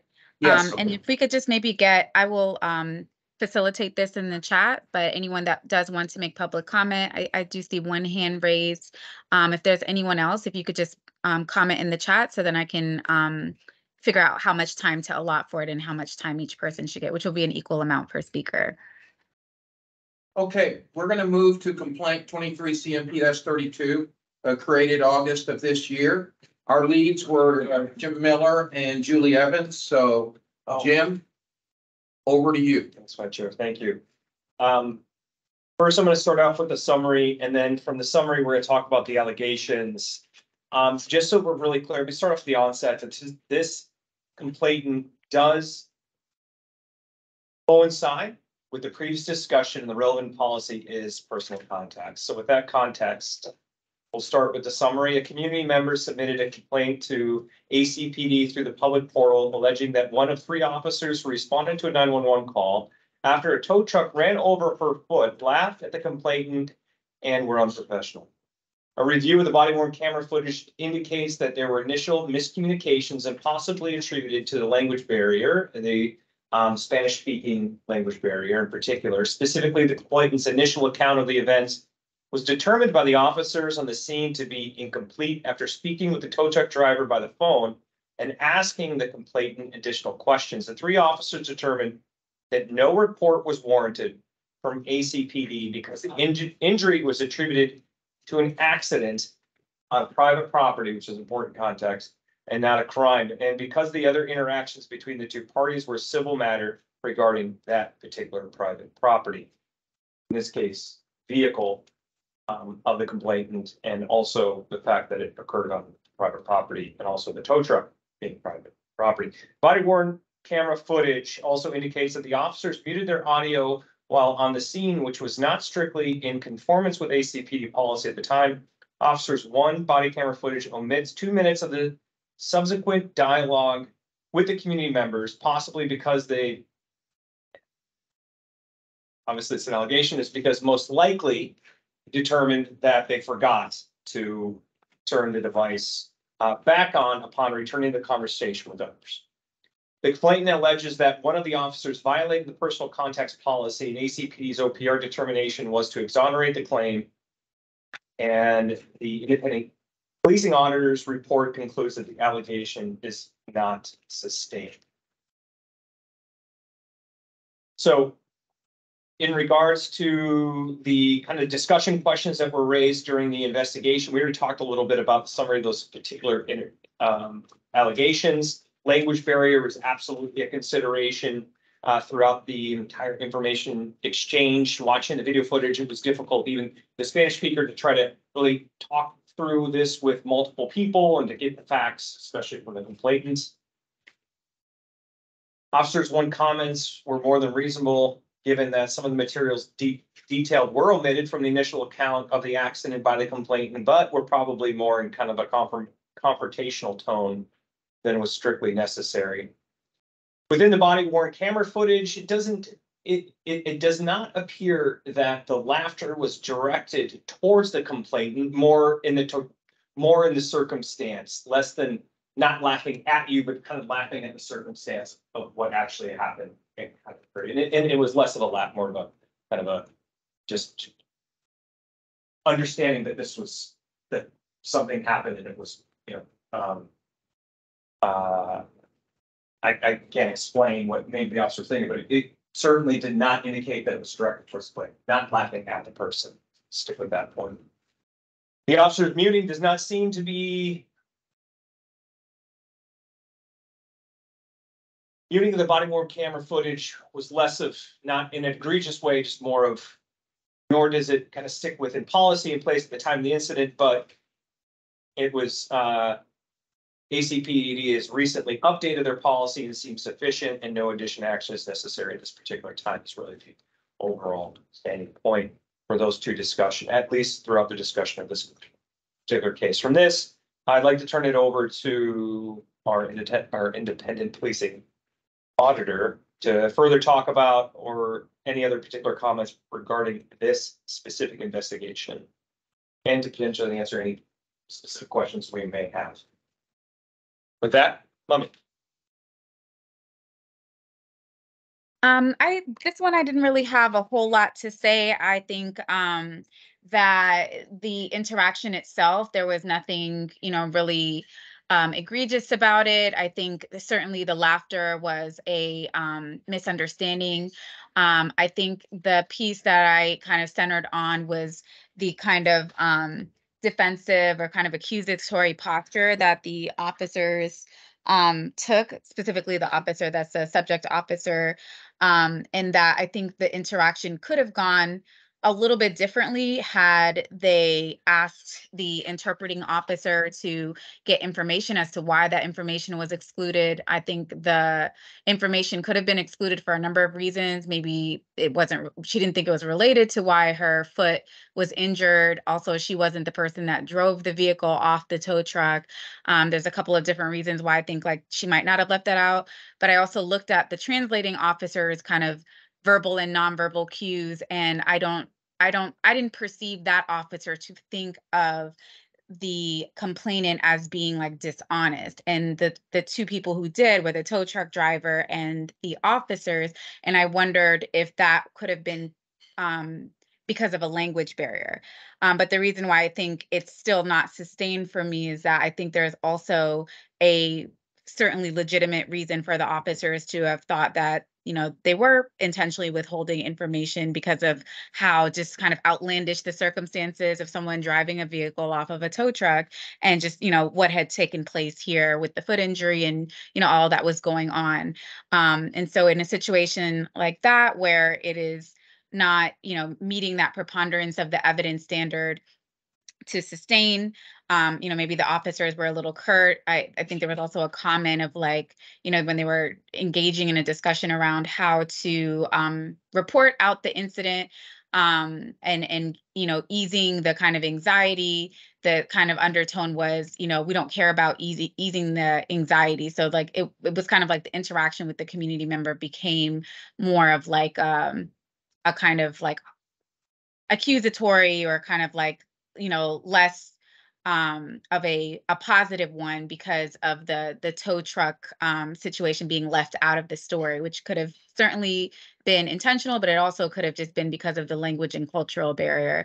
And that's why I laid out that sustain. But I thought this one was a really close one. So I could understand, you know, kind of it's a technicality of whether you want to exonerate or not sustain this one. But I think we both agreed, myself and OPR, that it didn't, you know, cross the threshold of being clearly unprofessional conduct, Thank you, Mom. considering all the circumstances. Thank you, Mom. Our recommendation is that we do exonerate the allegations of this policy violation relating specifically to personal conduct for many of the reasons that Mommy highlighted. I also want to mention as well, in my review of the case and watching the video footage, is that Officer One needed to be warmed up a bit in that Spanish language barrier, while Officer One, excuse me, I shouldn't use that, but while Officer One, throughout that interaction, came off for me in my very limited Spanish that he needed to, that he had a little difficulty through that opportunity to interact and ask the right amount of questions. And then when the other two officers arrived, then it started to bring up more questions, and then he was able to go back and get more facts, and then that's where a lot of that miscommunication happened. So while it was difficult, that first interaction happened with Officer One, there were multiple inputs. He was getting facts coming in from different people at this specific scene at the time.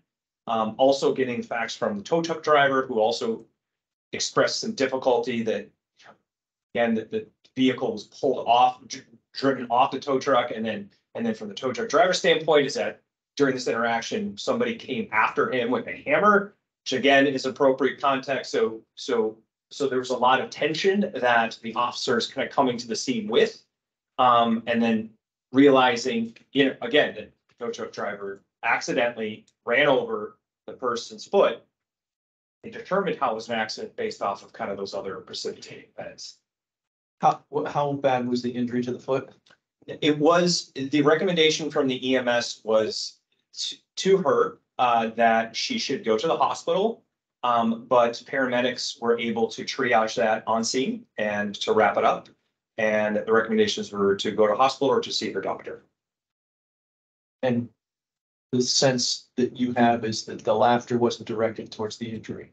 No, it was not directed towards them. It was not directed towards them. It was more. Was the laughter from a professional sense? Was there any indication that it could be perceived? You know, any facts related to it? You know, irregardless of whether it was directed. I'm just talking about professionals, whether you're a policeman or whether you're, you know, anybody public facing. Or was it? And the reason I'm asking this is this gets back into the sustained or exonerated. I mean, if you can't tell, but are there definitive facts that say it was totally unrelated to what was happening, even if it was funny? You know, I'm just trying to look at just the general professional image we as professionals have to do. This, and I want to give, obviously, I was an gonna say one opportunity comment. to step in and because, and then I'll come back to Yeah, that point, let it but I kind of skipped right over. Well, I, Please. just to answer your question, just remember that they all are wearing body worn cameras and they're all facing each other. The laughter is captured on audio during a conversation where they're all, so that is a way to answer your question, is like, it's on video. Like, there's on video, but the audio, it is not related to, you know, it is, they are not laughing at her. If that answers. So, you know, no, I'm not saying, so maybe there are facts that shows they're not, but could it be perceived by the public Gary, during a encounter? I would see that as a, Okay. Well, every profession's different, but. Yeah, I'm just, that's the only piece I wanted, and maybe there's nothing there, but I just want to understand the facts. You know, since, because I didn't watch this body web camera Yeah. to really understand it, you know, the context. the perception is highlighted, there was a language barrier. That laughter occurred in a huddle away from the interaction with the complainant. It's more of officers are getting together, they're talking about this scenario, how they responded to X, and then would determine through other facts and a conversation to why. And it was the why when somebody got in the car, when the car was on the tow truck, drove it away, the car drove through the private property, a guy comes with a hammer, towards the tow truck, all of that comes out. And now the officer's like, well, this is a lot more serious than we anticipated. And that, you know, that's the interaction when, you know, when they show up and through that beginning interaction, and I do want to be very quick, and I do want to go back to that point of the officer's interaction and the Spanish speaking, it wasn't smooth and it wasn't tight, but hence why now you have this other huddle, getting to know more of the facts of what actually occurred, and then to the complainants and back to the officer's point is that the complaint changed a little bit more of the story, and then more people got involved. Gary, that's not an answer to whether or not it could be perceived. I don't know what somebody else could perceive or not perceive. What I saw was not a negative interaction from the police or a violation of the personal contacts policy from ACPD in this particular interaction. Okay, that's what I was gonna get at, is you looked at it, you did not see a violation. That even the laughter wasn't a violation of any of the personal contacts policy. Correct. Okay. Can I ask you a question? Is there any difference to the officer between an exonerated and a non-sustained? not a difference, but you're right. The answer is no. It depending on what it is. If it's a very serious offense that we are alleging, there is a difference, right? So if I hit someone with integrity and I not sustain them on that, that means it either could have happened or maybe they did lie, maybe they didn't lie. Okay, So yeah, that's the difference, right? When we exonerate someone for integrity, it means you absolutely did not lie. Right, okay, So- this is different though, this is like. Yeah, this is like a smaller type of violation. However, we want to get it right. And that's for the benefit of the officer, benefit of the citizen, benefit of you all, to make sure that we're looking at all these things and making sure that we're applying the right finding for this particular offense. And Gary, you bring up something interesting, which is like, is there a possibility? I guess there always is going to be that small, minute fraction of a possibility, but then we have to take a reason into it and be like. But that's why I was asking for the Factual factual for piece someone of to it. assume that. Because, everybody's always gonna feel something, but factually, as you looked at the policy, you did not see any potential violation. No. Okay. Yeah, cause And I right. I thought, I'm sorry, I thought what you were getting at your question was like, did you hear somewhere in it that, oh no, they were laughing because the guy told a joke, like explicitly, that it literally had nothing to do with this. It's just, they were talking about other stuff. Someone said some joke totally non-related, and that's actually where the laughter was. It was a police joke, yes, Right. about the call, That's about the call. They were like, how did we get to How this? could It we- started with Right, here and like, then we ended that's up like you crazy. can't- like Right, you this can't- is crazy. Like you can't make Yes. this up. Yes, you can't make this up. This is crazy. We started with this and now we're here. Right, That's like a police joke, yes. versus, yeah. Okay, But that's a good. And then, but that goes to, if I'm, 50 feet back, all I know is the craziest thing that happened among crazy was me right now. And I'm the last one you talk to, and I hear over there, ha, ha, ha, ha. So of course it must be, me, Which kind of like gets- you go into a. Which to me gets at the purpose of the policy Yeah. is to avoid things like that. Could you say act professional, be Yeah. that, I would think in any profession, when you're facing the public, laughter. I mean, when you go back in the shop, we know what happens once you get back away from the shop, but I don't know. It's just something to consider, but you guys looked at that and I, Yeah, right. And just to reiterate that it was not directed at the complaint. They were in a. And part of that context, as we mentioned earlier, is that there was some muting of the body worn camera footage, which we talked about. And it was more of this kind of private conversation, little huddle. What is ideal? Ideal, pull that huddle further away where it's not an earshot, perhaps. But however it happened, it was an internal huddle. They were talking through the entirety of the circumstances that occurred. And But no, clearly the complainant thought that it was directed towards the complainant, that therefore, which is why that's why. Finish. yes, Yes, yes, the police officers, when they were laughing, were speaking English, I'm assuming. yes. Okay, so this is just this is a cross-cultural problem. I'm with you that they, they'd be useful if they had more awareness that when you're dealing with cross-culture and language issues, there are sensitivities and people, if they can't understand what you're saying, may assume you're talking about me. But I think that to expect that, they're never going to laugh about is a little much. Particularly, this sounds very slapstick. So I can understand why.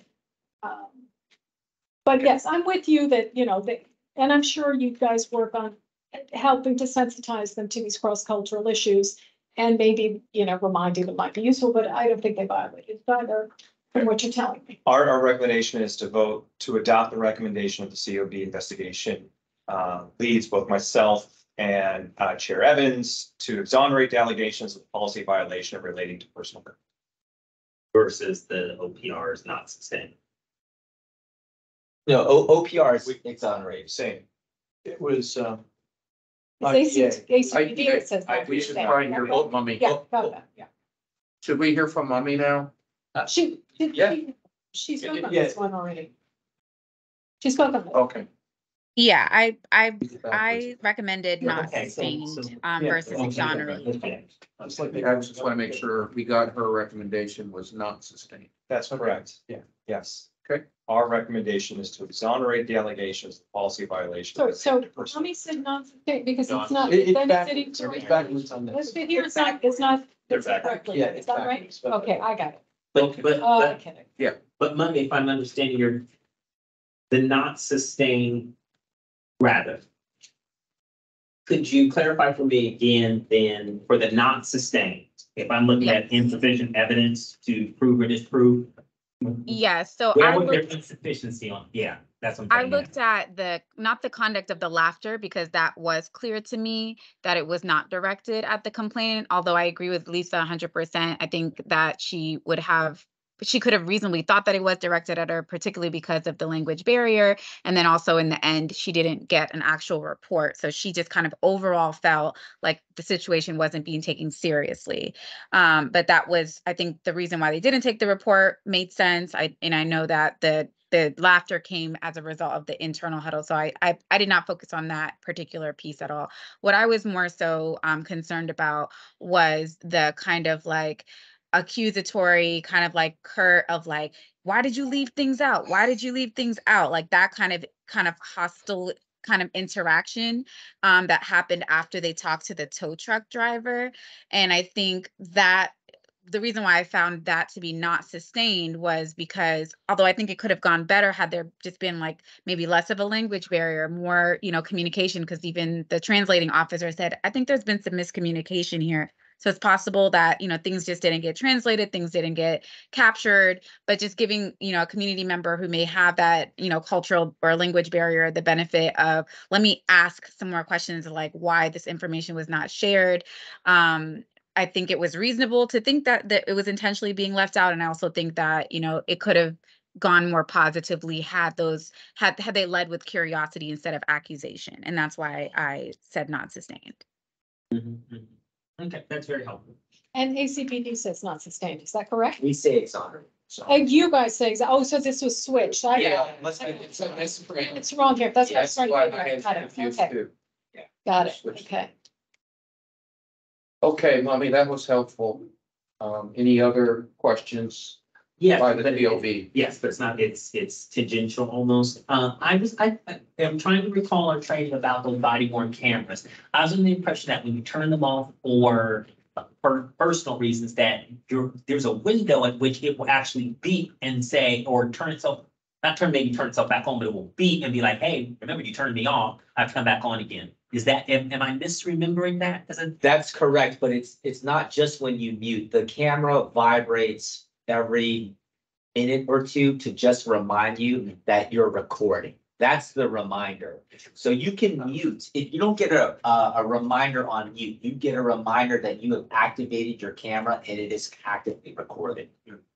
Okay, so there's not Once you turn it off, there's no reminder that you turn turn it it off. back on. to mute. I don't believe so, but I'm not the camera expert, even though Axon falls under mine. I'm almost positive that there is no reminder that you muted. I could be wrong, though. We just upgraded our camera systems to the body worn 4s. So, in fact, let me look at that real quick for you. If I want to make sure I accurately answer your question. That'd be interesting to know because theory you could truly accidentally, you leave it on, you just leave it. It's very hard to accidentally mute your camera. No, and then accidentally like purposely leave it, but then accidentally zone and then. Yeah, you forgot to reactivate it. That was the only question I had. Captain Jim, any other comments from ACBD on this before we No. get our recommendation? I did want to highlight what I believe to be a positive policy change on behalf of the department. We can briefly discuss that after you all take a vote, but it's related to the body worn camera issue that I discussed in the report. I think actually this is probably more important of a discussion than the kind of like semantics of exonerate or not sustain, but I just wanted to make sure that folks were aware of kind of what the policy change was and what the impact of that is. I got a quick question, or a quick answer to your question. The activation light flashes blue, so you do get a reminder. It does not normally flash blue. You get a blue flashing reminder that the camera's. So that is a reminder, just doesn't audibly do that. But you'll listen to the body when you hear that like that every once in a while. That's the camera vibrating to remind you that it's recording. And then as far as the policy recommendation, did you want to hear that after or? Well, it's gonna be included. So Jim, I'd like you to go ahead and propose your recommended findings and also any policy / training recommendations that resulted from your readings. Yep, our recommendation is to vote to adopt that we exonerate the allegations of the policy violation relating to personal contact. Okay, and were there any policy or training recommendations that were included by you guys No, at but this point? perhaps we first vote Yeah. on that and then we'll talk about. But you have some things we can. No, we do not have Okay, any we don't have recommendations for policy recommendations Okay. beyond that. Based off this case. All right.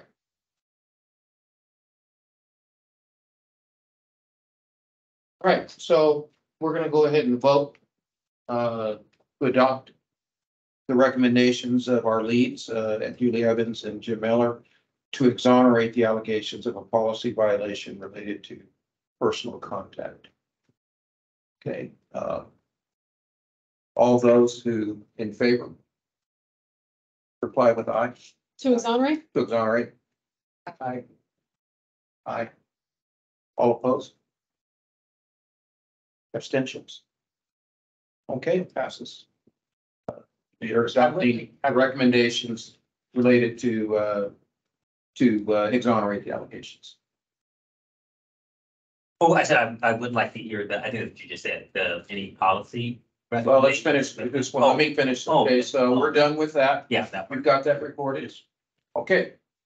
Now, do you have any, and I appreciate Mommy said that there's some policy related body worn camera. And I don't know if you want to cover that after Jim, but Jim, anything by you and Julie? Nothing from us. Okay. Mommy. Yes, I did not have a recommendation to make on this one because when this investigation came up, I did observe that the officers involved in the call for service did mute their body worn cameras at different points of the interaction, mainly to have that kind of internal huddle that Jim referenced earlier.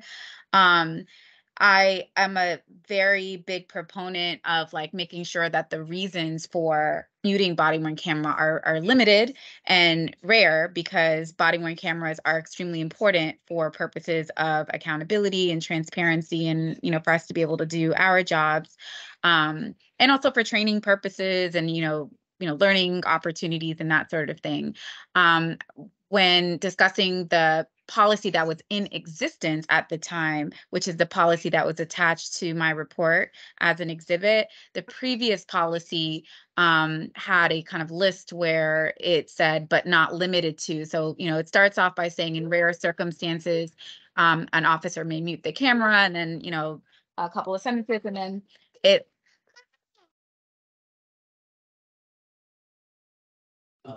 Sorry about that. So when it gives the list, though, of circumstances in which an officer can mute the camera, it's begins that list by saying by not limited to. And that language kind of led to a broader interpretation that there could be numerous reasons why an officer could mute their camera. And so at the time that this discussion came up, ACPD was already proactively in the process of revising the policy. And I think the new policy does a much better job of making it clear that only the use of the word only in these circumstances, and then it lists the only circumstances in which an officer can mute their camera, which I think will lead to much less circumstances of confusion as to when you can and cannot.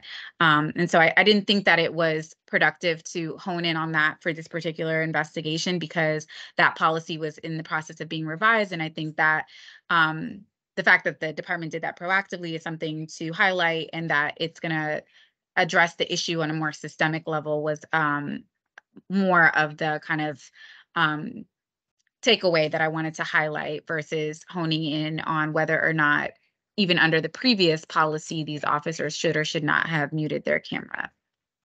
So, but to confirm, the current policy is the only, and the not, but not limited to is not in the current policy. But not That's limited right. to is out. It's out, okay. It's taken out yet. That was it. I just wanted to highlight and make sure that it was made clear that that was a policy that had been revised proactively on behalf of the police department. I think I support the language change. I think it's a great policy change.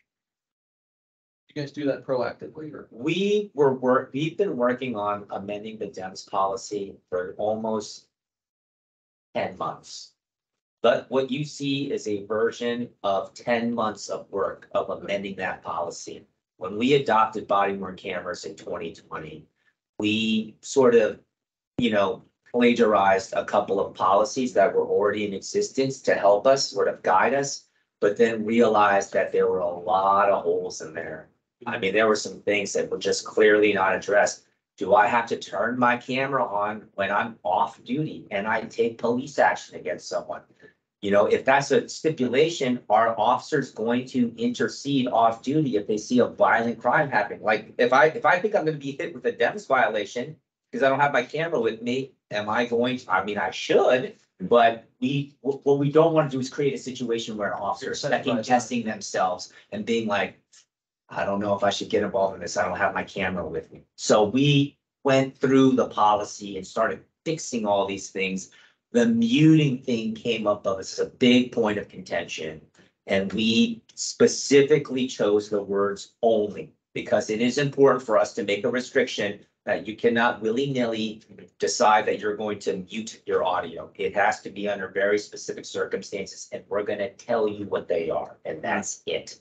So yes, we worked very, very hard on trying to get this. It was a lot of work for our former, someone who just got transferred out, but he did a tremendous amount of work on this. He and I can talk about this policy daily on its build up to it finally being signed in the summer. It was a very, very major undertaking. So, yeah, there's probably some things we need to fix in there too. So It's never perfect. yeah, it's never perfect, but you know, that's the thing about policy. You always like, hey, maybe we can adjust and you know, make improvements always. So It's good. Okay, think we've checked that one off, that investigation, so, I saw that you put a note in there about would anybody like to make public comment, so we're gonna open that up real quick, and then before we wrap it up, we're gonna look at the next meeting date, which is currently February 14th, Wednesday, and make sure that there's no changes we need to make to that based on you know, family interaction. So, People up, aren't you? Just yeah. let people up. so we'll, all right, so let's first, just real quick, I didn't see anything, but let's offer the floor for any public comment for people. If there is public comment, I would just ask that you just reference the guidelines that are should be on your screens now. Essentially, the gist of it is that when you're giving public comments, this is point number 3. We ask that you may identify yourself, but we do ask that you refrain from identifying any other parties by name. And with that being said, if there is any public comment, I would recommend no more than 3 minutes per public comment. Okay, who was that? Amy? I saw you were ready to speak. Yes, hi, can everyone hear me? Yes. Yes. So thank you. I really appreciate the nuanced conversations that everyone had, particularly about the first investigation. I look forward to more conversations about considering not just the policy the ACPD has, but also considering the mission, the values, the culture that ACPD has and the community wants when we're considering the complaints from the public of interactions with the police department. But my question and comment is specifically for the first case that you dealt with. Unless I missed it, I didn't hear the race of the driver and the race of the officer.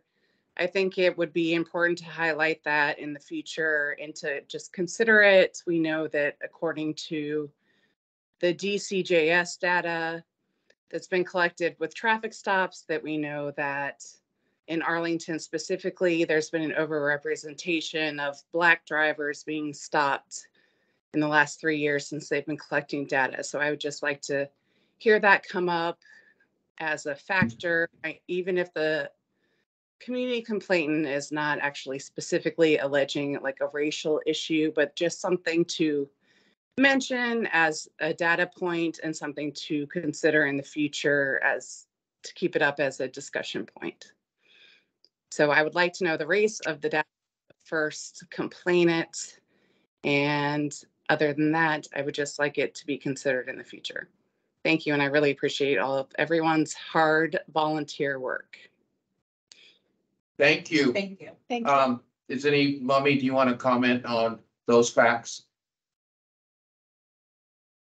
Yes, I would say that those interactions are for data purposes. They're always captured at a traffic stop as part of like community policing data and that sort of thing. I think in this particular instance, to answer your question directly, the officer presented as white and the driver of the vehicle presented as Black. I do usually include those details in my report to the COB. But particularly, I think they come up in the discussion when it is perhaps an allegation of bias policing, or even if a complainant doesn't explicitly say, I think that I was policed in a biased way. When that comes across in the course of the investigation, it certainly is something that we would look at and consider and raise in the dialogue, even if a complainant doesn't say that in the four corners of their complaint. But I certainly appreciate the value of that discussion and those data points for sure. Yeah, thank you, Amy. We're gonna, for time, move to the next one. And we are internally gonna wrap our arms around data. And Lisa Ortiz is gonna be leading that. So thank you for that, that input. We have somebody, I think we had Mr. Spain with your hand up. You have the floor, 3 minutes. Well, thank you. Can you hear me? Yes? Yes. Yeah, excuse me, mobile device calling in. But one, I first want to commend each and every one of you as a former commissioner myself for the time and attention you've given to this board and your relationship working alongside ACPD and other stakeholders. I know that from what I'm hearing, there's some issues as it relates to policy and how it's interpreted. I'm glad to hear that you're going to kind of look more closely at that those policy issues. But frankly, I like what I'm seeing as a community leader.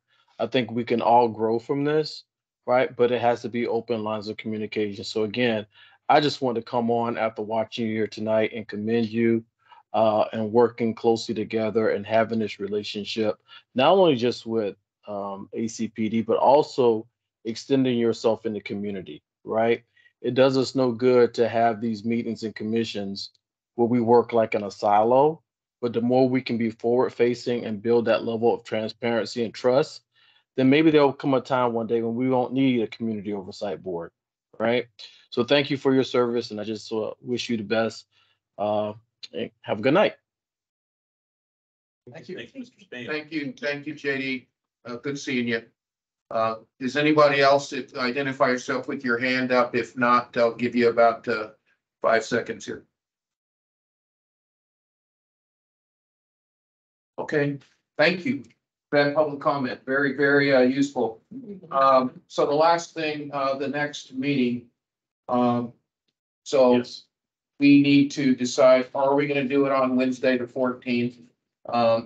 If not, we could easily move it. It's just a matter of availability. So, I would be participating via online. okay, is anybody here? I'm gonna keep moving, get us out of here. If you have any, we don't have to decide it right today, but if you have any strong feelings, go home and talk it over with your spouse or, whatever, go ahead and get some input, okay? But why don't we follow up with this next week, and so we can get a definite. I'll send that a poll for availability. Okay, Okay, great. all right, We do need a motion to adjourn since we did not hit all. since we didn't hit all that, okay. I'll entertain a motion to. Wait, I'm sorry. Just before we adjourn, I wanted to make sure that there was had there been a decision to skip the other agenda items? That I might have missed that. I'm sharing my screen now. There I was was gonna let Julie, I talked to Julie about this, for her to lead this. I didn't think it was appropriate for me to lead this discussion, but would on the Jim? vice chair election. yeah. Yes. Can you go ahead and provide the information to Jim, and I will let him, if there's any leadership or any decision or anything that he needs to do. So can you just walk through this real quick? Yes. Sorry about that. And I wasn't specifically referring to that one. But I would be happy to give very quick, brief comments. I know you all are ready to head out. So with after our first year of being in operation, the bylaws say that the county board should appoint the chair and the county board did officially reappoint Julie Evans as chair. So I wanted to make sure that was announced. For vice chair, though, the COB has to actually elect the vice chair. So I think Julie's recommendation was that we move that vote to the February meeting, both to give her an opportunity to help facilitate that vote, but also to give you all an opportunity internally to meet and confer about, who wants to run for that, or if you'd like to seek reelection, or, what have you. So that will be moved to the next meeting, I believe, but I just wanted to make sure it was clear why that it was even on the agenda in the first place, in case folks didn't realize that the vice chair is an elected position after the first year. And then real quick, I just had a couple very quick announcements, if I may, on the IPA report out. And then if there's nothing for open discussion, I think we can certainly adjourn and possibly, I think you could still technically vote, since we're moving the vice chair election to the next meeting. I think that would be the right procedure to vote to adjourn. Okay, it is moved to the next meeting. Okay. So are there any questions about that before and is it okay for me to go into some quick updates on the IPA report out? Yes. Okay, perfect. Thank you. Sorry if I'm overstepping the cues, since I'm not there in person. It's a little hard to kind of tell like where you're queued up. But just real quick, I wanted to highlight, in case anyone had not seen the email, that there is a virtual community engagement event for myself, as well as practitioners from Charlottesville and Alexandria and Fairfax. That's going to be tomorrow night, hosted on Zoom. It is on our website, and we've sent it out on our Gov Delivery listserv. It's also in your emails, but it's free to register, free to the public, and definitely wanted to just make sure. And it's going to be moderated by the executive director of NACOL. So definitely encourage you all to spread the word and attend if you're available. You will also receive at the end of this month, or by the 1st of February, a newsletter. A report on the investigations that were exonerated by Dems or deemed as non-investigatory, that will be going to you all specifically. And then there will also be a Q4 newsletter for October through December of 2023, published simultaneously at the end of the month, or by February 1st as well. So just be on the lookout for that. I will email those out to you all as always. I also wanted to just resurface my ask for you all to schedule debriefs.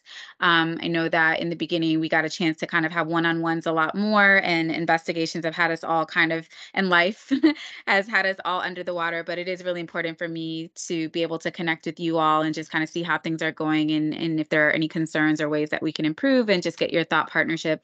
So if you have some time coming up in the next couple of weeks, I would love to schedule some time to speak with you all one-on-one.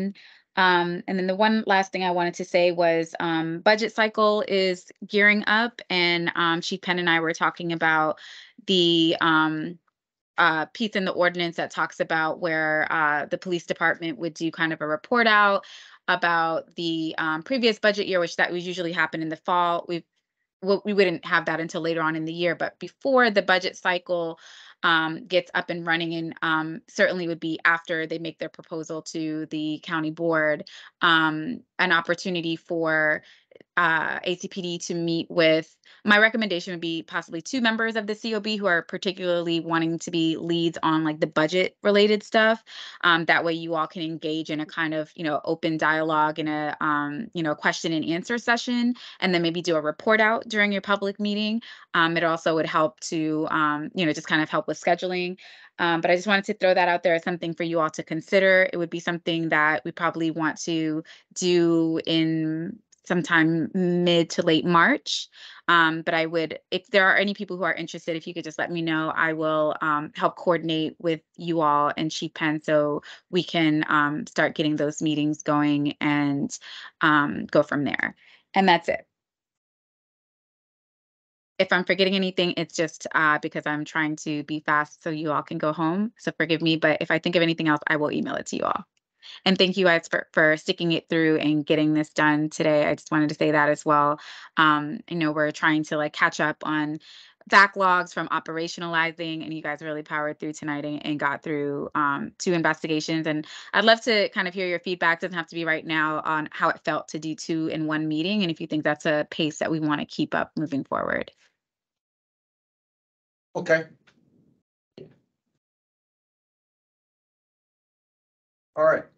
So if somebody would like to make a motion. Sure. Make a motion for adjourn. Okay, all those in favor? Aye. Opposed? Abstentions? Sure.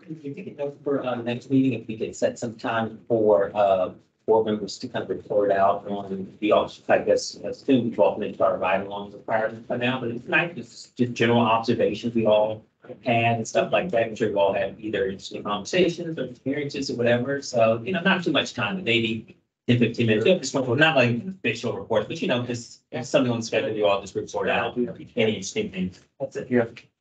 On a year 2. Yeah, you're too. Yeah. I love that idea. Nice. Yeah. Thank you all so much. Sorry I couldn't be there in person with you all tonight. Good job. Get home safely.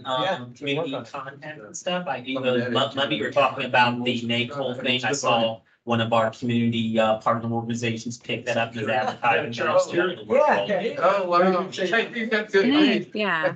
Well, what they do. I'm hoping for a good turnout. Yeah. Thank you, everybody. Yes. Thank y'all. Good night. Yeah. Thank you, Captain Kim. Sure, I think I hope it's slightly different.